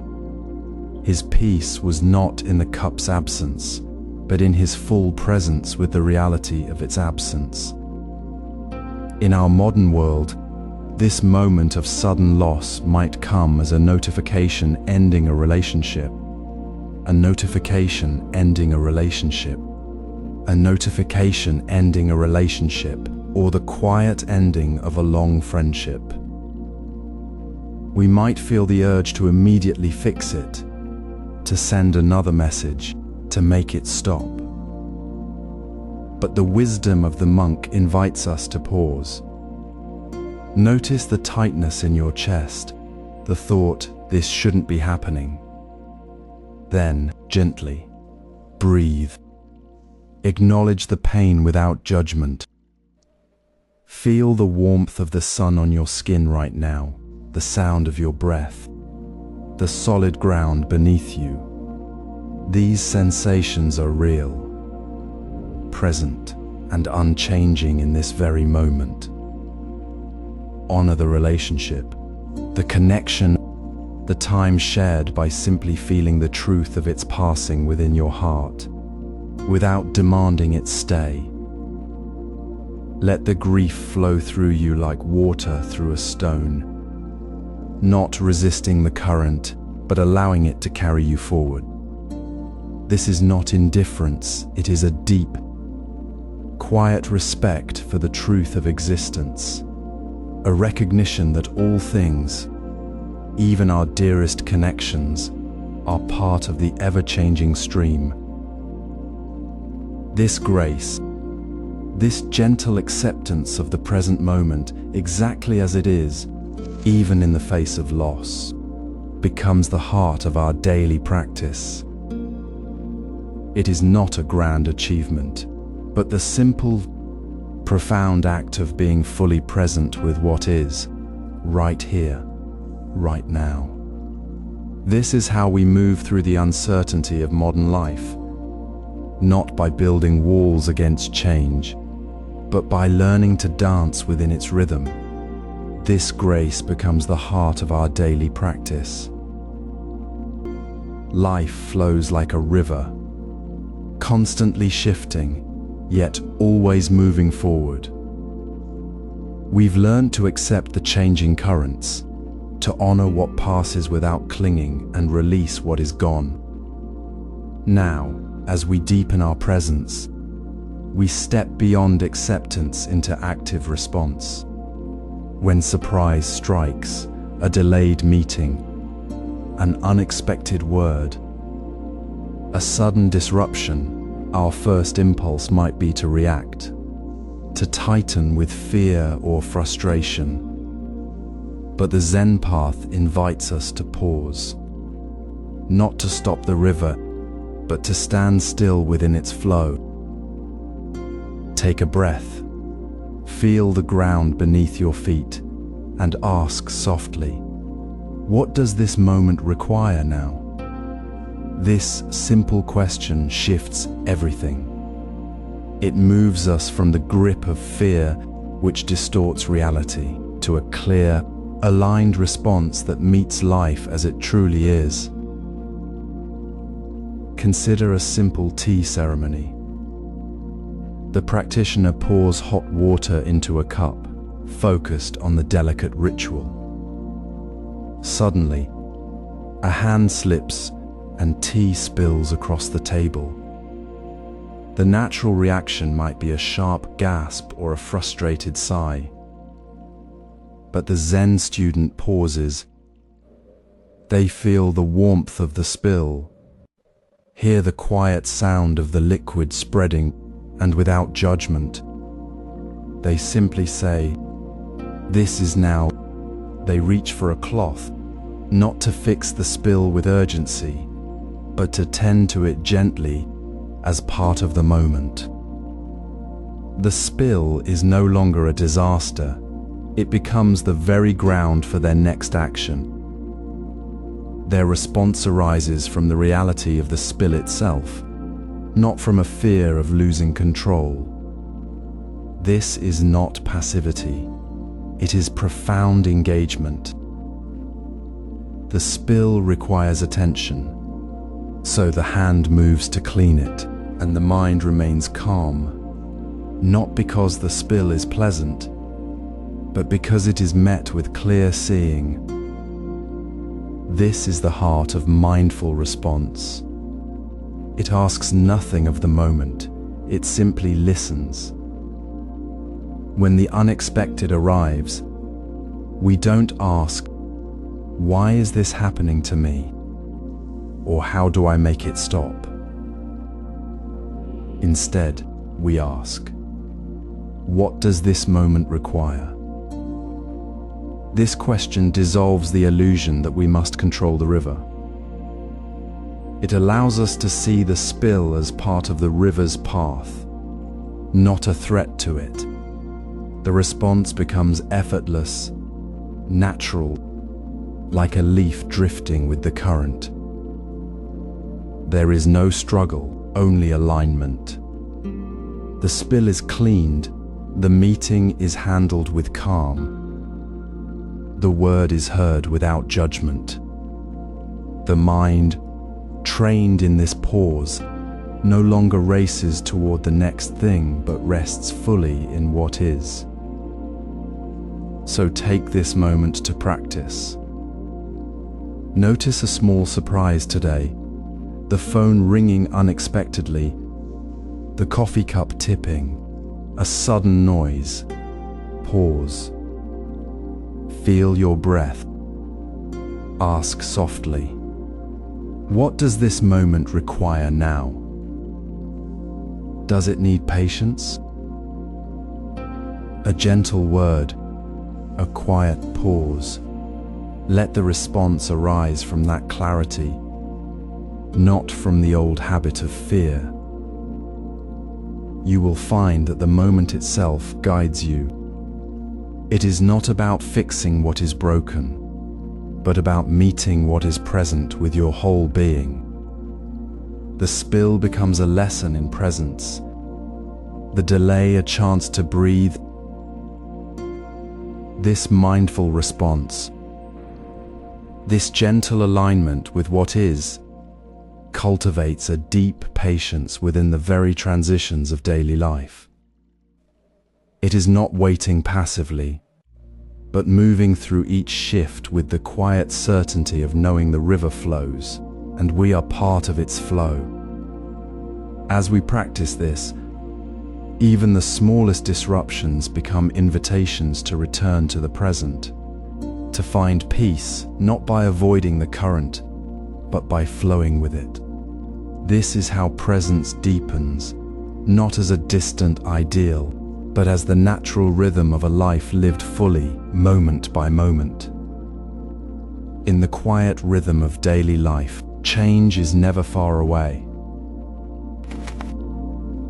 A train delayed, a meeting running late, the slow drip of coffee filling the cup. These small shifts are the constant current we move through. We often meet them with a subtle tightening, a quiet resistance that says, "This is taking too long." We wait for the moment to pass, rather than being present within it. But true patience is not the absence of action, nor the passive endurance of time. It is the full engagement of the moment itself, the gentle unfolding of attention as the transition happens. When we notice impatience arising, the quickening pulse, the mind already leaping ahead, we see how it creates unnecessary suffering. We cling to the way things should be, resisting the actual flow, and in that resistance, we miss the very moment we are living. Patience allows us to soften, to release the grip on how we think things must unfold, and in that softening, we begin to see the subtle beauty in the process itself. The steam rising from the tea kettle, the way light shifts across a room as the sun moves, the quiet hum of a city street as it settles into evening. These are not distractions to be tolerated. They are the very texture of life, revealed only when we stop rushing through them. Consider the simple act of preparing tea. The water must boil. The leaves must steep. To rush this process is to miss the warmth spreading through the cup, the aroma filling the air, the quiet focus required to pour the water just right. If we hurry, the tea is bitter, the moment is lost. But when we wait with full presence, noticing the bubbles, the sound, the scent, the transition becomes a small meditation. We are not waiting for the tea to be ready. We are fully present with the readiness itself. This is the shift. The moment of waiting is no longer an obstacle to be overcome, but the very ground of our practice. It is here, in these small, ordinary transitions, that we discover profound peace. We see that the process, the waiting, the changing, The flowing is not separate from the peace we seek. It is the path itself. Notice the next time you find yourself impatient, a slow traffic light, a delayed reply, the time it takes to make a simple choice. Feel the tension in your shoulders. Then, gently, bring your attention to the physical sensation of the moment, the feel of your feet on the floor, the sound of your breath, the quiet space around you. Do not try to make it different. Simply be with the transition as it is, in that simple act of being present within the flow, without resistance. The beauty begins to emerge. The slow unfolding of the moment reveals its own quiet grace. The very thing we resisted becomes the place of peace. This is how patience transforms our daily experience. It is not about enduring the small shifts. It is about moving through them with a heart open to the unfolding, seeing the beauty in the not yet finished, the not yet arrived. It is in these moments, fully engaged, that we find the deep peace that cannot be shaken by life's constant flow. This patience transforms how we navigate small shifts. Imagine the familiar grip of frustration tightening in your chest as you sit in traffic, the minutes stretching thin, or the quiet irritation when your coffee arrives lukewarm, or a simple email takes longer to send than expected. These small moments of friction are not insignificant interruptions. They are the very ground where we practice letting go. This is not about ignoring life's challenges, but about releasing the unnecessary weight we carry within them, moment by moment. Each time we choose to soften our resistance to the minor annoyances of daily life, we strengthen a quiet muscle within us. We learn that resistance is not the natural state of things, but a habit we can gently, patiently unlearn. This is not about grand gestures of surrender, but about the profound simplicity of releasing tension in the smallest spaces. Picture a simple tea ceremony. The water is heating, the leaves are steeping, and the person waiting notices a subtle impatience rising, a tightening in the jaw, a restless shift in their seat. Instead of fighting the weight, they take a single, slow breath. They feel the cool air on their skin, hear the gentle hiss of the kettle, and allow the moment to simply be as it is, without the need for it to be different. This small release, the choice to breathe rather than grip, is the practice. It requires no special time or place, only the willingness to notice the tension and choose to soften it. It is this very repetition, this gentle return to presence again and again, that transforms letting go from an occasional act into a natural, effortless flow. Each time we release a minor frustration, we feel the subtle weight of resistance lift, like a stone dropping from a pocket. The space we create is not emptiness, but a deeper openness, a quiet clarity that allows life to flow through us more freely.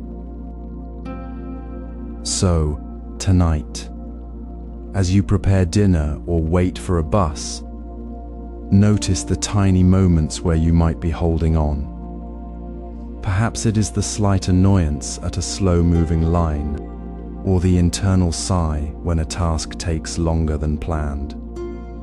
Pause for just one breath. Feel the physical sensation of the tension, the tightness in the shoulders, the clenched jaw. Then, With a soft exhale, allow it to soften. Do not try to force it away. Simply acknowledge it and release it, as effortlessly as a leaf drifts from a branch. This is not about becoming passive, but about engaging with life with a lighter heart. It is the practice of meeting the present moment exactly as it is, without adding the extra burden of resistance.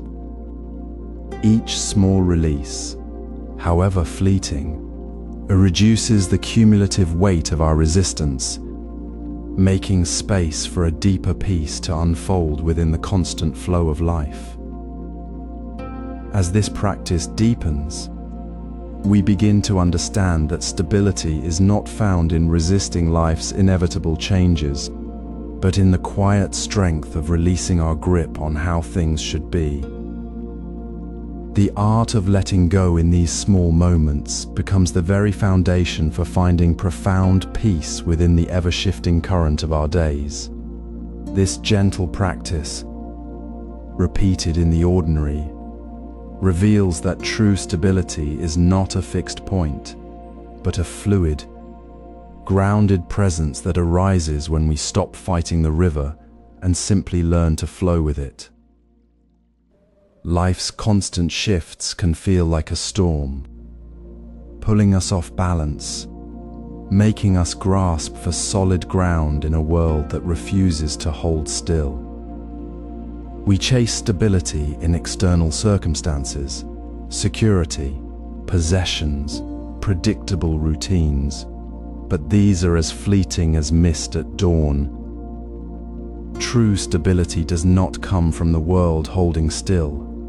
It arises from a deep inner knowing that remains undisturbed, even as everything else flows. This is the heart of finding stability in change. Imagine a river flowing through a landscape. The water changes course, rises with rain, slows in summer. Yet the river itself, the essence of its movement, remains constant. It does not fight the rocks or the bends. It simply flows. Our minds, when trained in presence, become like that river. During upheaval, when a project fails, a relationship shifts, or the news feels overwhelming, we can anchor ourselves not in the chaos, but in the simple, steady rhythm of our own breath. Feel the cool air enter your nostrils, the gentle rise of your chest, the quiet release as you exhale. This breath is always here, always available, a silent witness to the changing scene. It is the unshakable point within the storm. This is not about ignoring the pain of change, but about meeting it with a calm center. A Zen master once taught his students to sit by a rushing river, not to watch the water's frantic motion, but to feel the steady earth beneath their feet. One student, frustrated by the constant noise, asked how to find peace amidst such chaos. The master simply said, "Feel the water's movement, then feel the riverbed beneath you." The riverbed does not move, it is the foundation. Our breath, our awareness, is that unchanging foundation within. When we rest here, change no longer feels like a threat to our peace. It becomes the very current in which we find our deep stability. The upheaval remains, but we no longer break within it. So, when the next wave of uncertainty comes, perhaps a missed deadline, an unexpected disruption, or a moment of personal doubt, pause. Let go of the need to control the external tide. Gently bring your attention to your breath. Notice its natural flow. Feel the solidity of your own presence, right here, right now. This is not escape. It is the deepest form of engagement. It is the quiet strength that arises not from resisting the flow, but from knowing you are the still point within it. Releasing the tight grip on how things should be, we discover the profound peace of simply being present, exactly as we are, within the ever-changing river of life. This quiet strength, this deep knowing found in the breath during the storm, becomes the very foundation for embracing loss. It is the unshakable core that allows us to hold even the most profound grief with gentle grace, understanding that loss, too, is part of the river's natural flow. Imagine the quiet space between breaths, the space where the constant chatter of worry dissolves. This is where fear, that old companion whispering of what might go wrong, begins to lose its grip. We often think fear lives in the present, but truly it resides only in the imagined future. It is the story we tell ourselves about tomorrow, about the meeting, about the change that hasn't arrived yet. We clutch this story tightly, mistaking it for reality, while the actual present moment, the warmth of sunlight, the sound of birds, the simple act of breathing remains untouched by our anxiety. True presence isn't just seeing the world, it's feeling its texture, its immediacy in your bones. When we move beyond merely noticing the rain to truly feeling the cool drops on our skin, the scent of wet earth, the rhythm of its fall, the fear of getting wet evaporates. It simply cannot exist in the same space as deep, felt awareness. Consider the Zen story of the monk crossing the river. He felt a sudden, sharp fear as the current pulled at his legs. He stopped, frozen, his mind racing with images of being swept away, of failing to reach the other side. He was terrified of the future moment, not the present current. Then, gently, a teacher placed a hand on his shoulder. "Look," the teacher said softly, "the water is here, now. Your feet are here, now. The fear is only in the thought of the other bank." The monk looked down.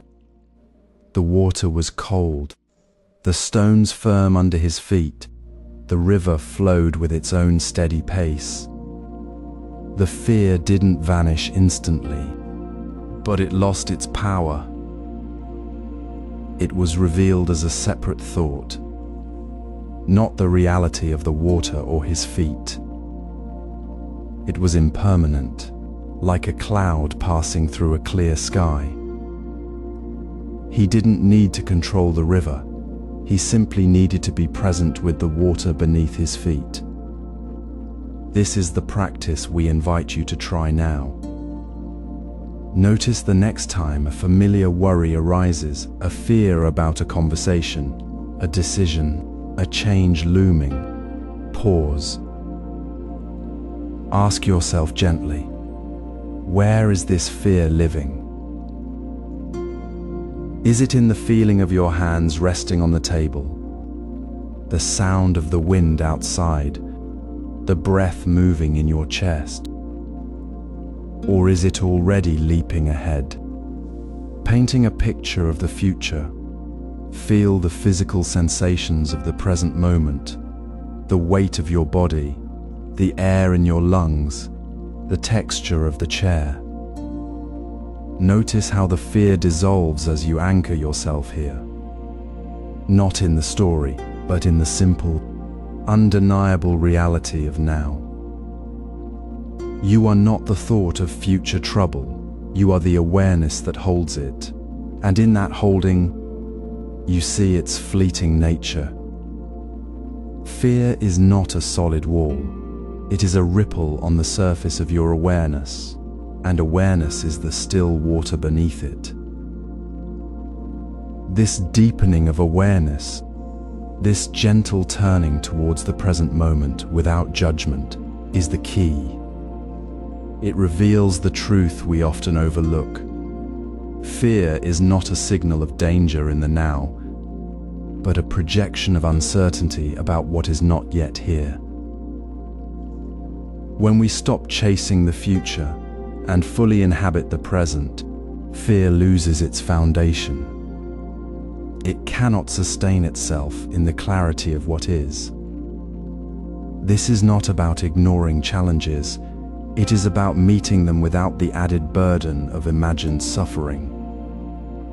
It is the quiet strength that comes from knowing your true nature is not the fear, but the spacious awareness that can hold it without being consumed. This deep awareness allows us to release the need for control. Morning light spills softly across the garden, illuminating a single fallen leaf resting on the path. We often see such moments as interruptions, things to be corrected, controlled, or removed. Yet here is a leaf, perfectly still, accepting its place in the unfolding flow. This simple scene holds a profound truth about our deepest fear, the fear of change. It is not change itself that frightens us, but the illusion that we must hold it steady, that we must shape every detail to feel safe. We build elaborate structures of planning, over-preparing, and rigid expectations, believing these will shield us from life's natural currents. We clutch tightly to what we think we can control, not realizing this very grip is the source of our suffering. It is the effort to hold water in our hands that makes it slip away. Consider the river. It does not strain against the rocks or fight the rain. It simply flows, adapting, finding its path without force. The river does not worry about the shape of the valley it will carve tomorrow. It trusts the current. When we see a leaf caught in a gentle eddy, it does not panic or try to force itself upstream. It turns with the water, resting where the flow carries it. This is not passivity, it is profound trust in the natural order. Our resistance to the river of life, to the inevitable shifts and turns, creates the turbulence within us. We create storms in our own minds by demanding certainty where there is none. So how do we release this grip? Not by abandoning responsibility, but by shifting our focus. When the wave of uncertainty rises, ask gently, not with urgency, but with a quiet awareness. What can I influence right now? Not the entire future, not the outcome of events beyond our reach, but the small, immediate step within this breath. Can I offer kindness to the person beside me? Can I tend to this single task with full attention? Can I simply breathe, noticing the cool air, the sound of birds, the solid ground beneath my feet? This question, asked with patience, dissolves the fog of fear. It brings us back to the only place where we truly have agency, the present moment. It releases us from the exhausting labor of trying to control the uncontrolled. Notice your own patterns. When a meeting is rescheduled, do you immediately rehearse a list of objections? When the weather turns, Do you rush to rearrange every detail? That tightness in the chest, that frantic mental list, these are the signals of the control habit. Now, pause. Feel your feet on the floor. Take one slow breath. Ask, what can I influence right now? Perhaps it is only your next gentle word, or your willingness to sit with the uncertainty for a moment. This is not about giving up. It is about trusting that life, like the river, is always moving toward its own natural resolution. When we stop fighting the current, we find a deep, quiet freedom. We are no longer separate from the flow. We are part of it, moving with its rhythm. This release of control is not a destination, but a continuous practice.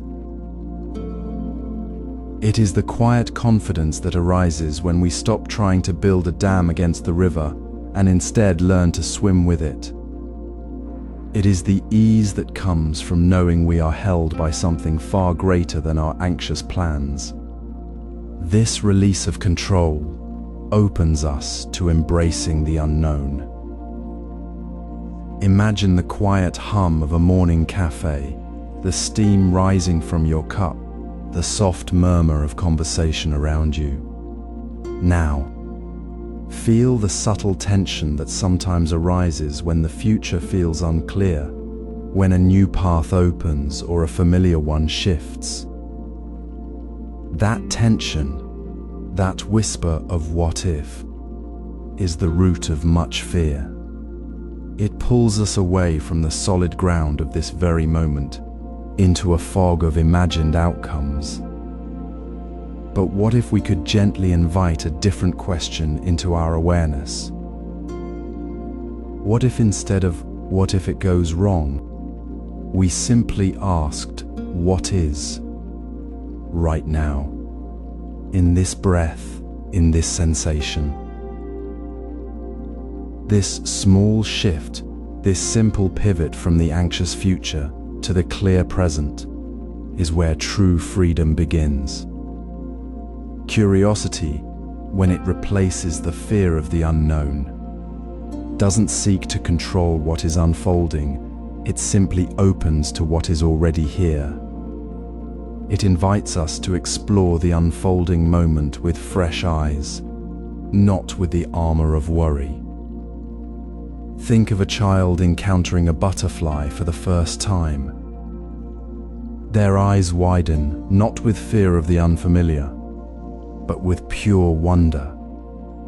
They lean in, curious about the delicate wings, the sudden flight, the unexpected beauty.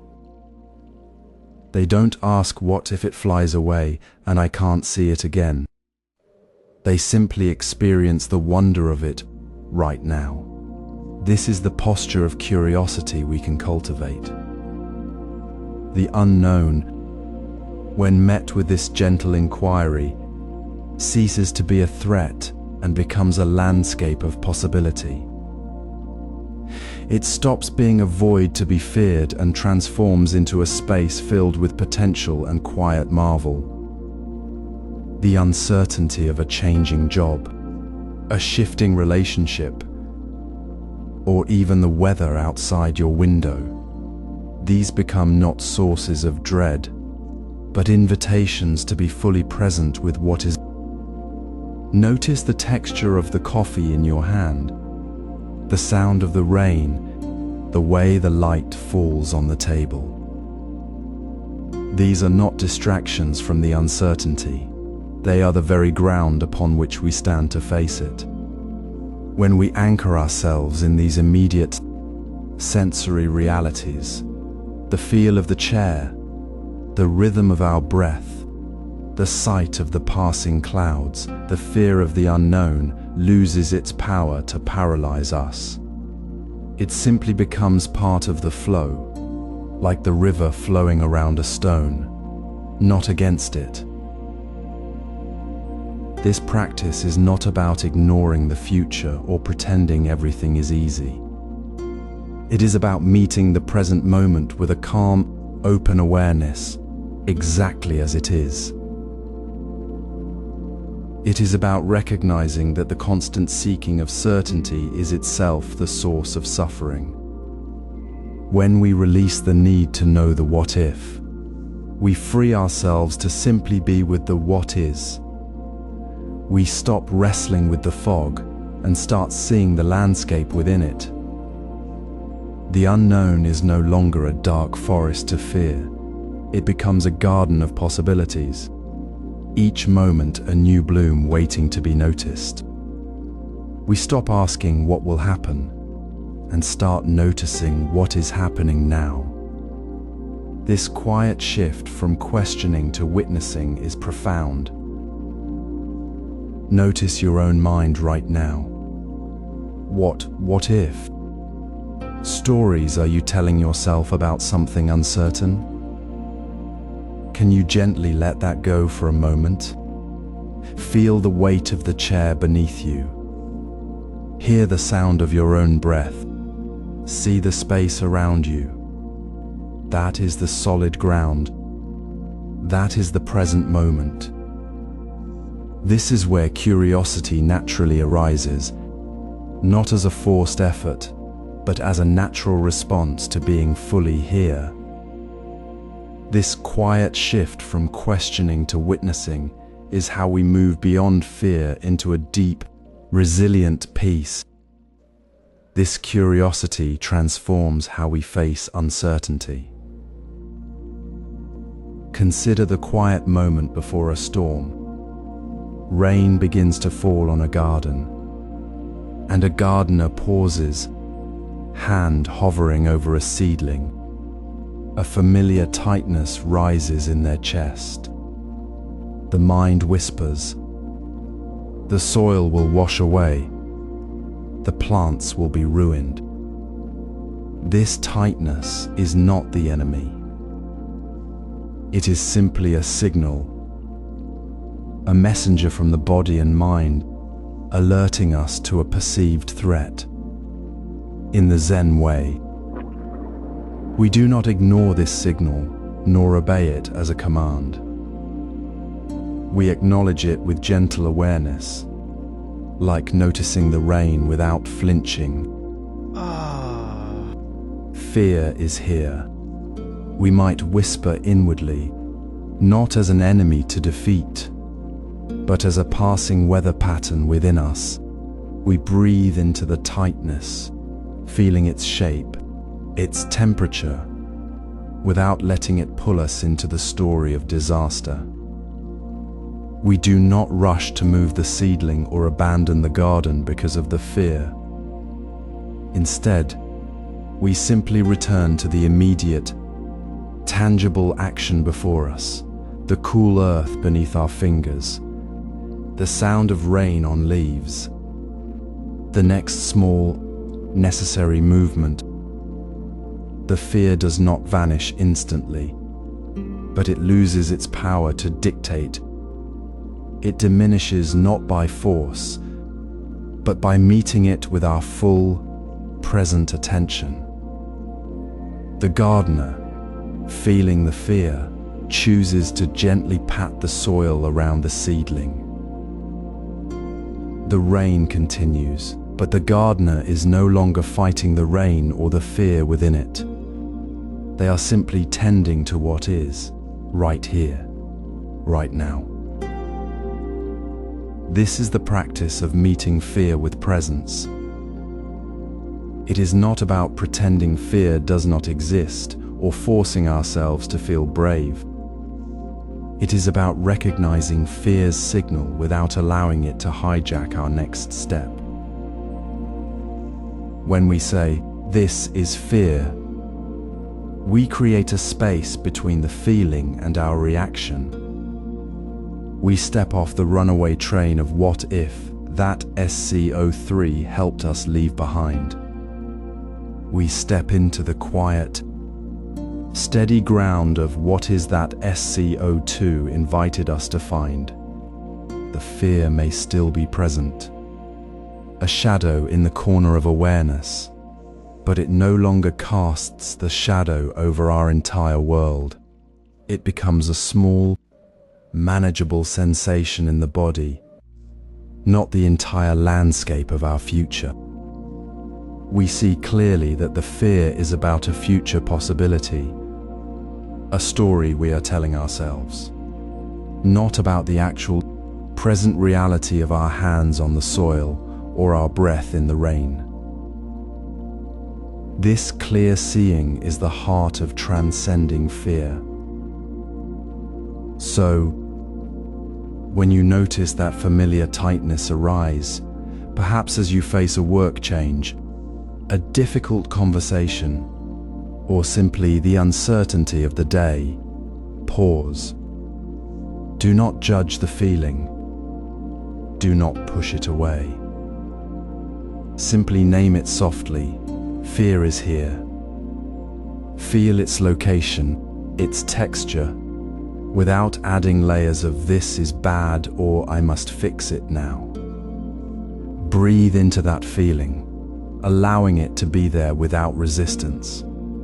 Then gently ask, what is the next small, immediate action I can take right now, in this very moment? It might be taking a deep breath, closing a computer, making a cup of tea, or simply noticing the sensation of your feet on the floor. The action itself is not about solving the future. It is about anchoring yourself firmly in the present, where true freedom resides. The fear may still be present, but it is no longer the conductor of your life. It is simply a feeling, acknowledged, held with care, and allowed to pass as you move forward, step by step, with quiet presence. This transcendence becomes the heart of our daily practice. Modern life rushes with relentless speed, a constant stream of notifications, deadlines, and the invisible weight of what might come next. We cling to the illusion of control, only to feel the familiar pang of anxiety when the unexpected arrives.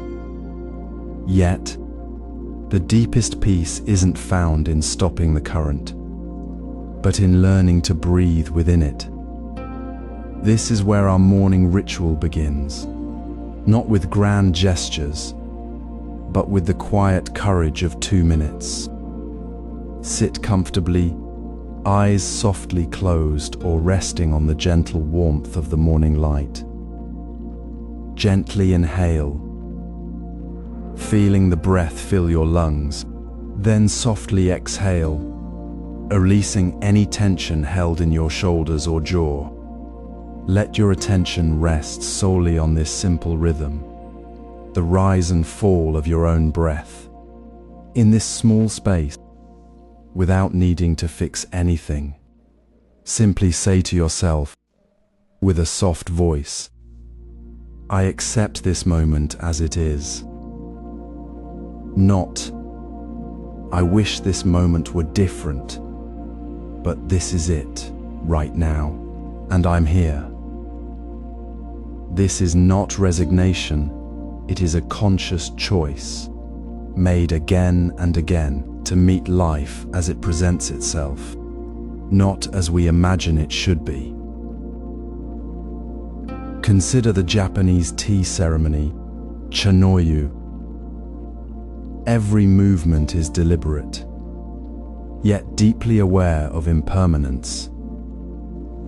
The tea master carefully lifts the chawan, the ceramic bowl, knowing it will be held, used, cleaned, and perhaps someday broken. There is no frantic attempt to make the bowl last forever. Instead, there is profound respect for its presence in this moment, for its purpose right now. The master does not think, this bowl must not crack, but simply attends to the act of holding it, pouring the matcha, sharing the moment. The ritual itself embodies acceptance, not as a passive feeling, but as the very action of being fully present with what is, moment by moment. The bowl is held with care precisely because it is temporary, a reminder that all things, including this moment, are passing. This is the practice we cultivate. It is not about never feeling frustration when your coffee spills or your meeting gets rescheduled. It is about the instant after the spill, the moment the meeting time changes, noticing the automatic reaction, the tightening, "this is so inconvenient," and then choosing, with gentle intention, to soften that grip. It is the quiet shift from "I can't stand this" to "this is happening, and I'm here." It is placing a gentle hand on your heart, acknowledging the feeling without letting it steer you, and returning to the breath, the simple anchor of "I accept this moment as it is."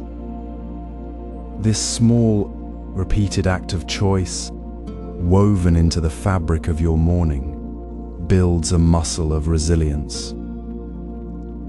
It reminds you that your peace is not dependent on external conditions staying fixed, but on your ability to meet the present, however it shows up, with a steady, accepting heart.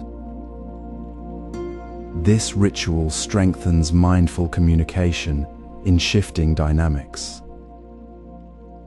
In the quiet space between words, where thoughts of what to say next might otherwise rush in, there is room to simply hear. This is the heart of mindful communication we explore now. It begins not with the next thing you will say, but with the willingness to hear what is being said exactly as it is, without the inner script already forming. When a colleague shares difficult news, when a friend expresses frustration, when a loved one's tone shifts unexpectedly, we often react before truly hearing. We might be preparing a defense, a solution, or simply the next point we wish to make. But true connection happens when we pause the internal dialogue and allow the other's words, their feeling, their presence to land softly within us. This gentle listening, free from the pressure of crafting a perfect reply, becomes a small ritual of presence woven into the fabric of daily interaction. Consider a simple moment. You are sharing a meal with a friend. They speak of a recent challenge, their voice quiet, their usual energy subdued. Your instinct might be to offer advice, to share a similar story, or to quickly reassure them. Instead, you notice the shift in their tone, the slight pause before they speak. You choose to simply listen, to let their words settle without needing to fill the space. You might say, "It sounds like this has been heavy for you," not to fix it, but to reflect what you hear, to honor the moment as it is unfolding. The conversation may feel less polished, less directed than usual. But in that space of not knowing, of simply being with the shifting current of the exchange, a deeper understanding often arises. The connection isn't built on perfect words, but on the shared ground of genuine presence, moment by moment. This practice requires no special time, only a willingness to return to the present again and again in the ordinary flow of conversation. It means noticing the subtle shifts in a meeting when the mood changes, the shift in a partner's voice when they are tired, the change in a child's expression when they are upset.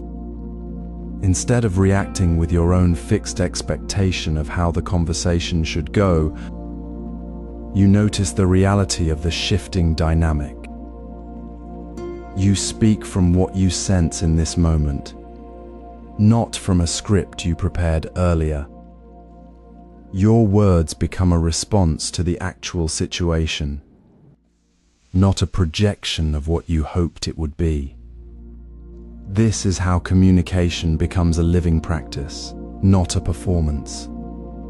Try it now, in your next ordinary conversation. Before you speak, take one soft breath. Feel the space between the words. Listen, not to prepare your reply, but to truly hear the person before you. Notice if your mind is already moving ahead, and gently bring it back to the sound of their voice, the look in their eyes, the feeling in the air. This small pause, this gentle shift in attention, is the ritual. It is not about being perfect. It is about being fully here with the reality of the moment, however it shifts. It builds the calm, grounded resilience that was the foundation of your acceptance in the present moment, now flowing into your interactions. It transforms ordinary exchanges into moments of connection that honor the impermanent, ever-shifting nature of life itself. In this space of listening without agenda, speaking without expectation, we find a profound simplicity, a beauty that arises not despite the imperfections, but because of them. This mindful communication reveals beauty in imperfect moments. As morning light spills across the kitchen counter, you reach for your coffee cup. It slips, dark liquid spreading across the wooden surface. A familiar pang of frustration rises. Why does this always happen? You reach for a cloth, ready to scrub away the mess, to restore order. But pause. Notice the steam rising from the spilled coffee, the way the light catches the droplets on the wood grain. See the small, unexpected pattern formed by the spill. This is not a flaw to erase, but a moment to witness. Beauty isn't found in the flawless, untouched surface, but in the very cracks where life reveals itself. Imperfection isn't a failure of the moment, it is the moment itself, part of life's natural, flowing current. When we stop chasing a perfect, unchanging state, we finally see what was always there. The quiet grace in the mess, the unexpected shape in the spill, the light reflecting in the water. This is the wisdom of the old tea master. One morning, a guest arrived to share tea. The master poured the hot water into a simple bowl, but the bowl had a hairline crack. The guest winced, expecting the master to replace it. Instead, the master gently placed the bowl on the table, the crack catching the morning sun. "See how the light enters through the break," he said. "This crack is not a flaw. It is where the light finds its path." The master didn't cover the imperfection. He honored it. The tea was served not despite the crack, but because of it. The bowl held the light, the warmth, the very essence of the moment. The imperfection wasn't hidden, it was the vessel for the beauty. In your own day, try this when you notice a mistake, a disruption, a moment that feels messy or unfinished. Don't rush to fix it. pause. Breathe. Look for the small, unexpected detail within it. Perhaps it's the way the rain streaks across your window as you work. The way your child's laughter spills over a slightly overcooked meal. The way the worn edge of your favorite book feels familiar under your fingers. These are not interruptions to life. They are life speaking clearly. Stop seeking the polished, the perfect, the unchanging. Let go of the need to smooth everything into a seamless whole. When you do, you'll find that beauty isn't something you chase. It arises naturally in the space you create by simply seeing things as they are. The spilled coffee, the cracked bowl, the messy table, they all hold the quiet, steady presence of the now. This practice transforms how you meet each moment. It shifts your relationship with daily challenges from resistance to recognition. You no longer see a spilled cup as a problem to solve, but as an invitation to notice the light on the wood, the warmth of the steam, the simple act of being present with the mess. You stop fighting the flow of life and begin to move within it. The very things that once felt like disruptions become the ground for your awareness, the place where beauty quietly takes root. You begin to understand that life's flow is not disrupted by imperfection. It is made whole by it. And so, when the next moment arrives, imperfect and unpolished, you meet it not with a sigh, but with a quiet smile, knowing that within its cracks, the light has always been waiting to be seen.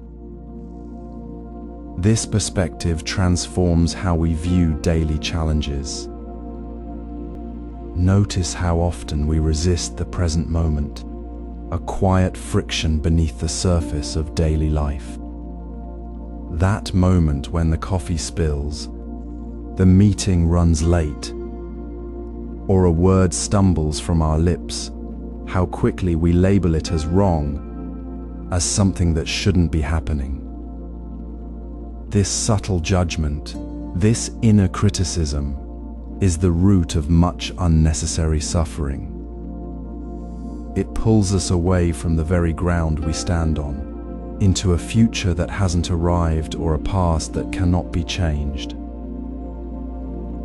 The practice of non-judgment begins with a simple, gentle awareness, noticing that judgment arises. Noticing the thought, "This shouldn't be happening," without adding another layer of resistance to it. We don't need to fight the feeling of frustration. We simply see it for what it is, a passing cloud in the sky of our awareness. Instead of letting the cloud darken the whole sky, we gently turn the question inward. We replace the judgment with curiosity. Not "why is this happening to me?" but "what is this teaching me?" When the traffic jam stretches longer than expected, instead of thinking, "This is terrible, I'll be late," we ask, "What is this teaching me about my need for control?" When a colleague's comment feels harsh, instead of thinking, "They are being rude," we ask, "What is this teaching me about my own sensitivity?" This shift from "this is bad" to "what is this teaching me?" is the heart of non-judgment. It doesn't deny the difficulty. It simply stops adding the weight of aversion to it. Curiosity opens a space where acceptance can breathe. Consider the simple ritual of preparing tea. The water boils. The leaves unfurl in the hot water. Steam rises and dissipates. We might notice the pot starts to whistle too early, or the water boils over. in the past. We might have thought, "How clumsy, this is ruining my moment." Now, with non-judgment, we simply observe. The whistle is happening. The water is boiling over. We don't label it wrong. We see it as part of the natural unfolding. Then, with curiosity, we ask, what is this teaching me about my need for everything to be perfect? Perhaps it teaches us that the spill is just water, that the moment is already happening, and our frantic effort to prevent it only creates more chaos. The tea might be slightly weaker, but the space we create by not fighting the spill allows us to notice the quiet sound of the kettle, the scent of the leaves, the warmth in our hands. The imperfection becomes part of the teaching, not a flaw to be erased. This practice transforms how we meet the ordinary moments that make up our days. When frustration arises at work, we pause. We feel the tightness in our chest, notice the judgment forming, and gently ask, what is this teaching me? The answer might be about patience, about communication, about a boundary we need to set. The question itself dissolves the tension. It moves us from being trapped inside a story of "this shouldn't be" to being present with the reality of "this is happening now." Non-judgment isn't passive resignation, it's active presence. It creates a spacious, quiet room within us where life can be seen clearly, without the distortion of our resistance. It is the fertile ground where acceptance grows, not as a defeat, but as the deep, quiet understanding that life is already perfect in its unfolding, even when it feels messy. This practice of turning judgment into curiosity becomes the key to living without future anxiety. When we stop fighting the present moment, we stop projecting fear into the future. The question, "What is this teaching me?" is always about the present, not the uncertain tomorrow. It anchors us firmly here, where life is actually happening, dissolving the very roots of anxiety. We begin to see that every moment, even the difficult ones, holds a gentle invitation to wake up, to learn, to be fully here. This is how we integrate the wisdom of impermanence into the rhythm of our days, not as an abstract idea, but as a living, breathing practice. Uncertainty often arrives like a sudden gust, rattling the calm of our days. We feel it in the tightening of our shoulders, the quickening of our pulse, the mind racing toward what might go wrong. This is the moment when the breath becomes our most reliable anchor, not a tool to force calm, but a gentle return to the only place we truly have, this very breath, this very moment. When the world feels unstable, the body remains steady. Feel your feet on the floor, your chest rising and falling. Breathe in, not as an effort to control, but as an invitation to arrive. Breathe out, releasing the tension held in the shoulders, the jaw, the mind's endless planning. This simple act, breathing into the body, grounds us in the present, dissolving the illusion that we must hold on to what is already passing. The breath is not a distraction from uncertainty. It is the very ground beneath our feet in the midst of it. Consider the old monk in the bamboo grove. a storm swept through the valley, shaking the trees, sending leaves swirling like frantic thoughts. His students rushed to secure loose pots, their faces pale with worry. The monk sat calmly, his breath slow and deep, his gaze steady on the rain-slicked stones before him. When asked why he seemed undisturbed, he simply said, "The wind moves the bamboo, but the ground remains. I breathe with the movement, not against it." He did not deny the storm. He anchored himself in the rhythm of his own breath, finding stillness within the flow. His calm was not absence of fear, but presence within it. The storm passed. The bamboo returned to its shape, and the monk's breath remained the quiet center. This is the wisdom. The breath does not ask for certainty. It simply is, here and now, offering a home when everything else feels adrift. Now, feel your own breath. Let it be soft, natural, like a leaf floating on a stream. Notice where you feel it most clearly, the coolness at your nostrils, the gentle rise of your belly, the quiet space between thoughts. As you breathe in, imagine drawing that calm into your entire body, into your hands, your feet, your heart. As you breathe out, imagine releasing any tightness, any clinging to the what if. This is not about emptying the mind, but about filling the body with the simple truth of being alive. When anxiety whispers of tomorrow's storms, the breath reminds us, you are here, breathing, now. The past is a story we hold. The future is a shadow we chase.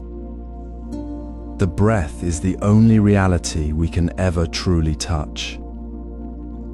It is the bridge between the chaos of thought and the peace of simply being.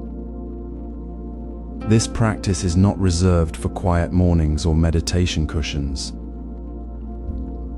It is for the moment your phone buzzes with unexpected news, for the pause before a difficult conversation, for the breath that catches when you realize you've been holding it for hours. When uncertainty strikes, pause. Let the breath guide you back to the solidity of your own body. Feel the weight of your seat in the chair, the air moving through your lungs. This is not avoidance, it is a profound act of trust. Trusting that the breath will carry you through, that the present moment holds enough grace, that you are already whole, even as everything shifts. In this simple act of breathing into the body, we release the past's grip on us. We stop fighting the river and begin flowing with it. The next moment, the next unfolding, arrives not with fear, but with the quiet, steady rhythm of breath. Consider the quiet weight of a memory that surfaces unbidden. A familiar ache from a conversation long past, or a moment of regret held too tightly.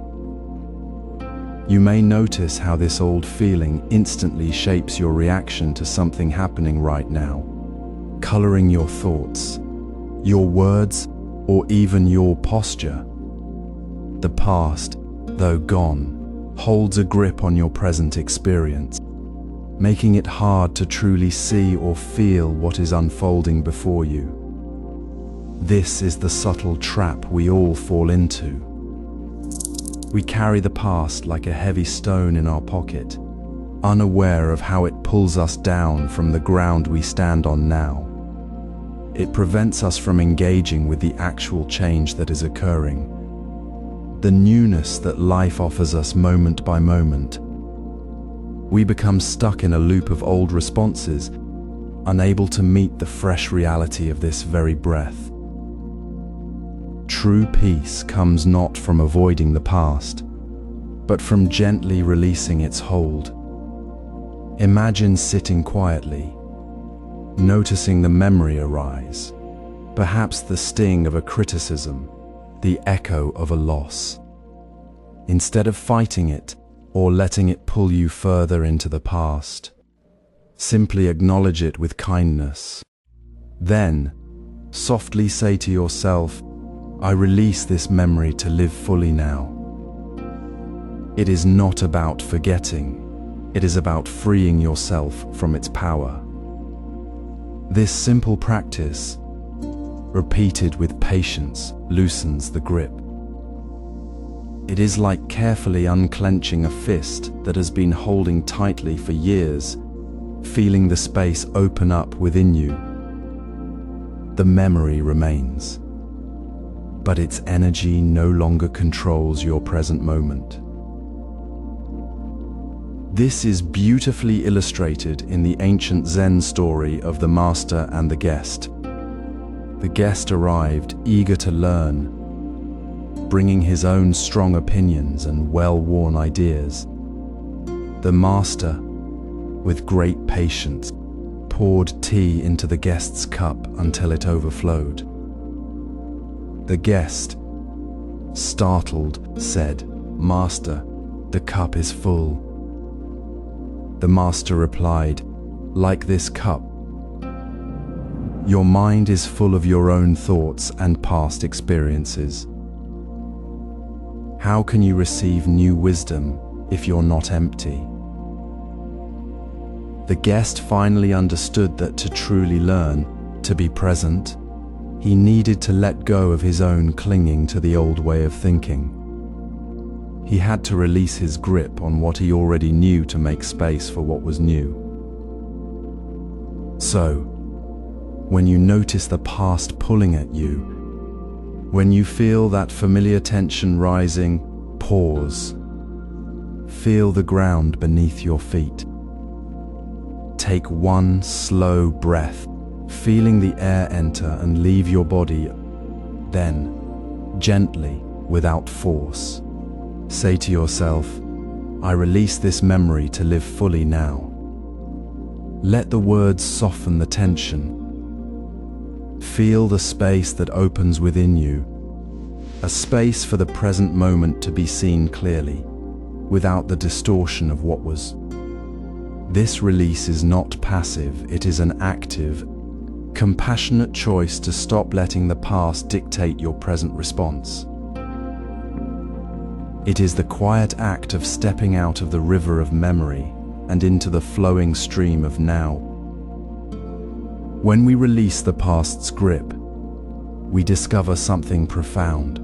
We no longer need to be anxious about the future, because we are already living fully within the only moment that truly exists.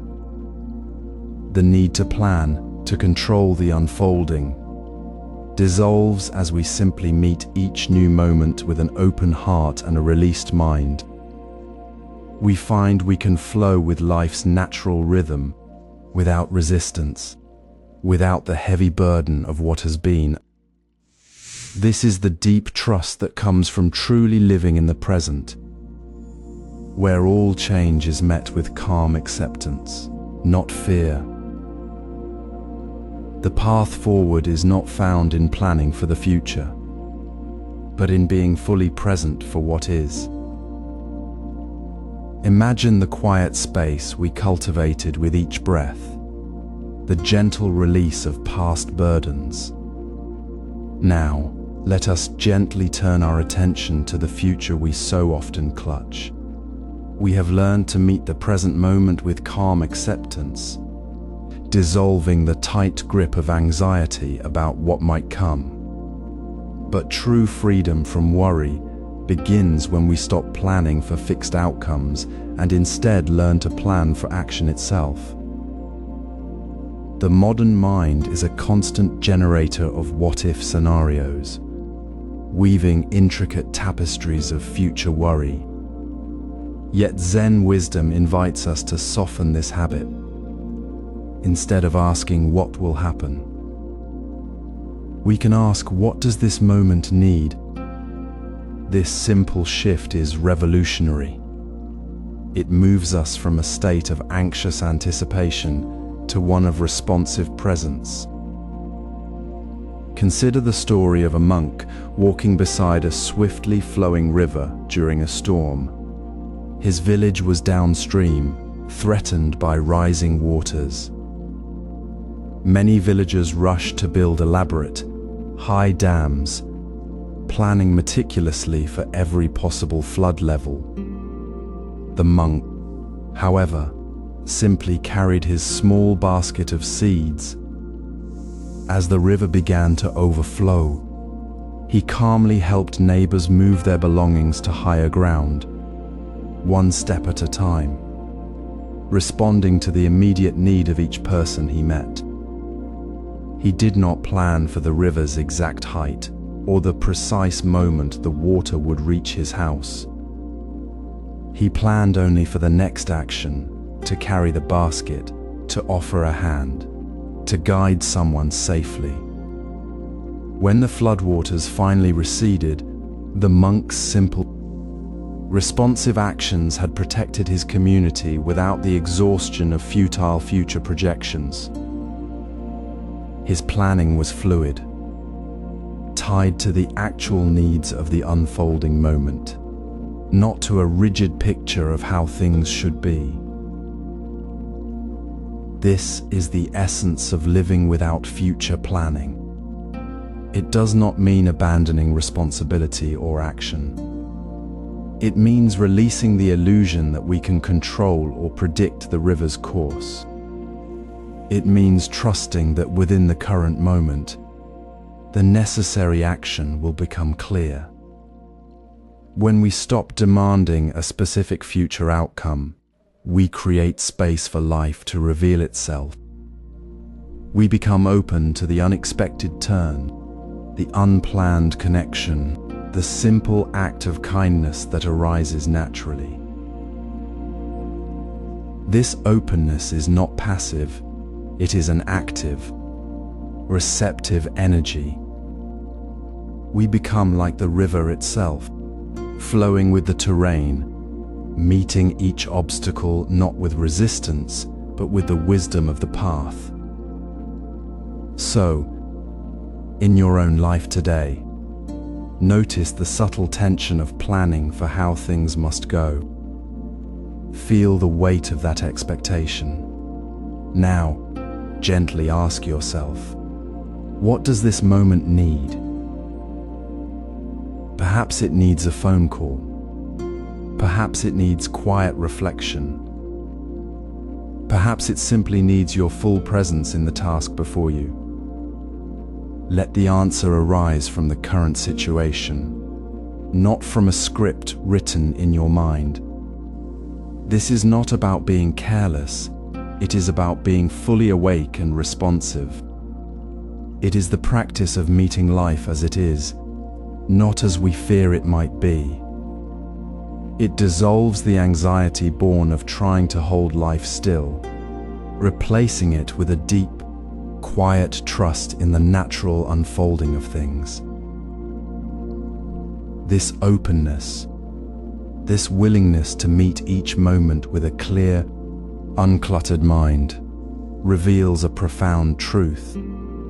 It is within this space of trust, beyond the need to control the future, that the simple, deep joy of embracing life's journey begins to shine through. We discover that the journey itself is the destination, and every step, however small, is perfectly placed. Life often feels like we are trying to hold on to something solid, a fixed path we believe we must follow. Yet the truth is, we are not walking a rigid trail, but flowing within a river. This river of life carries us through seasons of calm and currents of change, and resistance only creates ripples of anxiety within us. Release the need to control the river's course. Instead, learn to move with its natural current. This is not passivity, but a deep trust in life's inherent wisdom, a trust that dissolves the tightness of worry. When we stop fighting the flow, we discover a profound ease, a quiet peace that comes not from having everything figured out, but from simply being present within the movement. Consider the old Zen master walking beside a wide river. A traveler approached him, distressed, saying, "The path I plan to take is washed away by the flood. How can I reach my destination now?" The master looked at the river, then at the traveler, and simply said, "The river finds its way. So do you?" He did not offer a new map or insist on a different route. He saw the river's change as natural, not as a problem to solve, but as the river simply being itself. He trusted the river's flow to carry him where he needed to go, just as life carries us. His calm was not ignorance of the change, but a deep understanding that resistance only adds to the struggle. He moved with the river, not against it, and found peace in the journey itself. Now, bring this awareness to your own life. Notice the small moments where you grip tightly to a fixed idea or feel anxious when things shift unexpectedly. Perhaps a meeting is rescheduled, the weather disrupts your plans, or a conversation takes an unanticipated turn. In that instant, feel the subtle tension in your shoulders, the mental chatter about how things should be. Gently acknowledge this resistance without judgment. Then, take one slow breath and ask yourself, what is needed right now, in this moment of change? Let go of the need for a specific outcome and simply meet the present unfolding. You might find you're not stuck but moving, even when the path seems unclear. The river does not worry about where it will end. It flows, and the water carries the traveler forward. This is the effortless peace of embracing the flow. It is not about avoiding the current, but learning to swim within it, finding strength in the movement rather than the stillness. This trust is not a distant ideal. It is the very ground of your being when you stop fighting what is. It is the quiet knowing that life's rhythm is always moving, always changing, and that trying to pin it down only creates suffering. When you release the need to control the river's course, you step into the natural state of your own life. You realize that anxiety was never the path. It was the resistance to the path itself. The river flows, and so does life, carrying you gently toward wherever you need to be, not because you planned it, but because you are simply moving with the current. This flow becomes the natural state of our integrated life. Imagine the quiet hum of your morning routine, not as a fixed schedule to cling to, but as a gentle invitation to be fully present. As you brew your tea, notice the steam rising, the warmth of the cup in your hands, the fleeting moment before the water cools. This is impermanence, not as a distant concept, but as the very fabric of your experience, woven into every action you take. It is not about sadness for what passes, but about recognizing that change is the only constant. And this awareness is the key to living fully, without the weight of resistance. When we stop trying to force outcomes or hold tightly to how things should be, we free ourselves to meet each moment as it truly is, with openness and care. This is the heart of integrating impermanence into all actions, work, relationships, self-care, making it a lived truth that transforms how we move through the world. Consider the Zen tea master preparing a simple bowl of matcha. She does not fixate on the perfect foam, the precise temperature, or the cup she will use. Her hands move with the water, the whisk, the leaves, responding to their natural state as they are in this very moment. She is not planning the next step or worrying about the cup's imperfections. She simply meets the tea, the moment, the process with full attention. Her work is not about achieving a fixed result, but about the quality of her presence within the action itself. This is not passivity, it is deep engagement with the reality of change. Her focus is on the next small action needed right now, not on a future outcome that may never arrive as imagined. She embodies the integration of impermanence. Now, bring this awareness to your own life. As you step into your workday, ask yourself gently, how can I act with awareness of the change inherent in this task? Can I focus on the next clear step without needing to control the entire project's future? In your relationship with a colleague or a loved one, can you listen without the need for them to say exactly what you hope to hear? Can you offer kindness without clinging to how the conversation must end? When you take time for yourself, perhaps a few mindful breaths before bed, can you simply be with the sensation of rest, knowing this quiet moment too will pass, yet finding peace in its present reality? This is the practice, small, continuous shifts in attention. It is not about doing more, but about being more fully present within what is, noticing the subtle shifts and responding with care, not with fear or fixation. We stop seeing change as a threat and begin to see it as the very ground of our actions, the river we flow within, not against. This integration is not a grand achievement, it is the quiet, steady unfolding of awareness in the ordinary moments. It is the softening of the grip on expectations, the gentle release of the need for things to stay exactly as they are.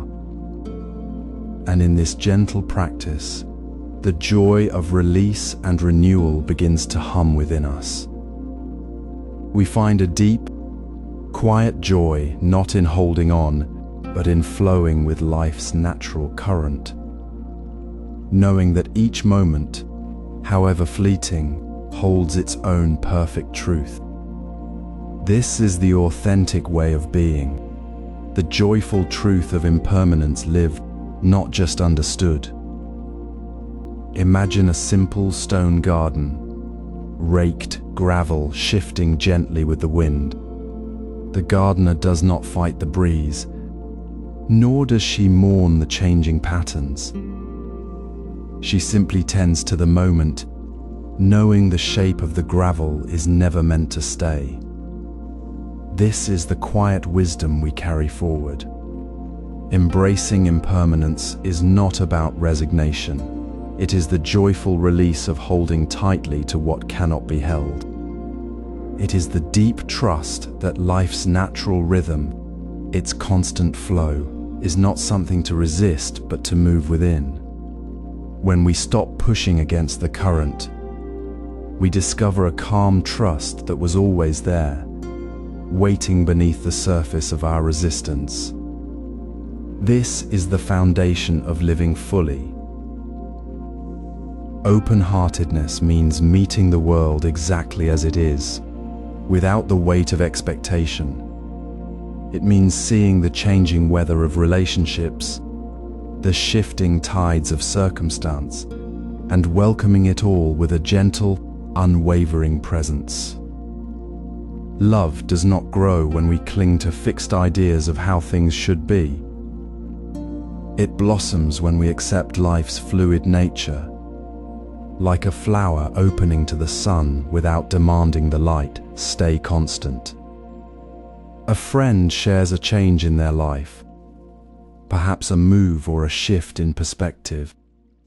An open heart does not say, "This shouldn't happen," or "You should stay the same." Instead, it says, "I see you, I'm here, and this moment is real." This simple acceptance creates a space where connection deepens, where vulnerability is met with warmth, not fear. It is in this space that we truly see each other, not through the lens of what we want to be, but through the clarity of what is. Notice how your hand feels when you lift your morning cup of tea. The warmth, the slight weight, the steam rising, these sensations are unique to this exact moment, already passing. When you sit with a loved one, truly listen without planning your next words. You are practicing open-hearted presence. You are not trying to fix the conversation, nor holding on to a specific outcome. You are simply meeting the unfolding reality of the moment, just as it is. This is how we integrate all the teachings, the calm trust from releasing resistance, the joyful acceptance of each fleeting moment, the understanding that presence is the only place we ever truly live. It transforms ordinary interactions into moments of profound connection, because we are no longer separate from the change, but flowing within it. In this openness, the world does not become less uncertain. Instead, uncertainty becomes the very ground of our joy. We find ourselves not fighting the rain, but feeling its cool touch on our skin. We see not the loss of a season, but the beauty of its passing. The open heart does not fear the river's current. It learns to swim with it, finding freedom and peace in the movement itself. This is the authentic way of being we have been cultivating. It is not a distant ideal, but the simple, profound truth of meeting life exactly as it is, with a heart that is free. This openness allows us to find joy in every moment. Imagine the quiet ease of watching a single leaf detach from a branch, drifting downward, not with struggle, but with a gentle surrender to the wind. This simple moment holds the essence of our teaching. Release, we discover, is not an ending, but the quiet opening of space. When we let go of the need to hold things fixed, whether it's a specific outcome, a worn-down relationship, or the rigid idea of how things must be, we create room for the unexpected to enter. This space isn't empty, it's filled with the soft potential of what is already unfolding. It is the natural consequence of impermanence, the river finding a new path after the stone has moved. In the Zen garden, the gardener does not fight the changing seasons. They see the falling petals not as a loss, but as the necessary clearing for the next bloom. They water the soil where the old flowers once stood, knowing the earth is always ready to receive new life. This isn't passive resignation, It is active, joyful presence. The gardener releases the past bloom with gratitude, not grief, because they understand the garden's true nature is constant change, not fixed beauty. The joy arises not from avoiding the falling leaf, but from being fully present with its gentle descent and the quiet promise it carries for the next season. This is the deep wellspring we access when we stop resisting life's flow. Consider your own life today. Perhaps you've been holding on to an expectation about a project, a conversation, or a relationship, feeling tightness in your chest as it doesn't align with your vision. The moment you soften that grip, even just a little, what happens? A subtle ease settles in. The tightness dissolves, replaced by a quiet space where a new understanding, a different perspective, or even a simple breath of relief can enter. This isn't about giving up. It's about recognizing that clinging only narrows your world. Release allows the current of life to move through you again, bringing fresh energy and possibility. The renewal isn't forced. It simply happens when the old ground is cleared. It is the natural rhythm of existence, as constant and gentle as the rising and falling of your own breath. This is the profound shift. Joy is not something we chase after the release. It is the very texture of living fully in the present moment, when we stop fighting what is and open to what is. It is the warmth felt when the sun finally breaks through clouds after rain.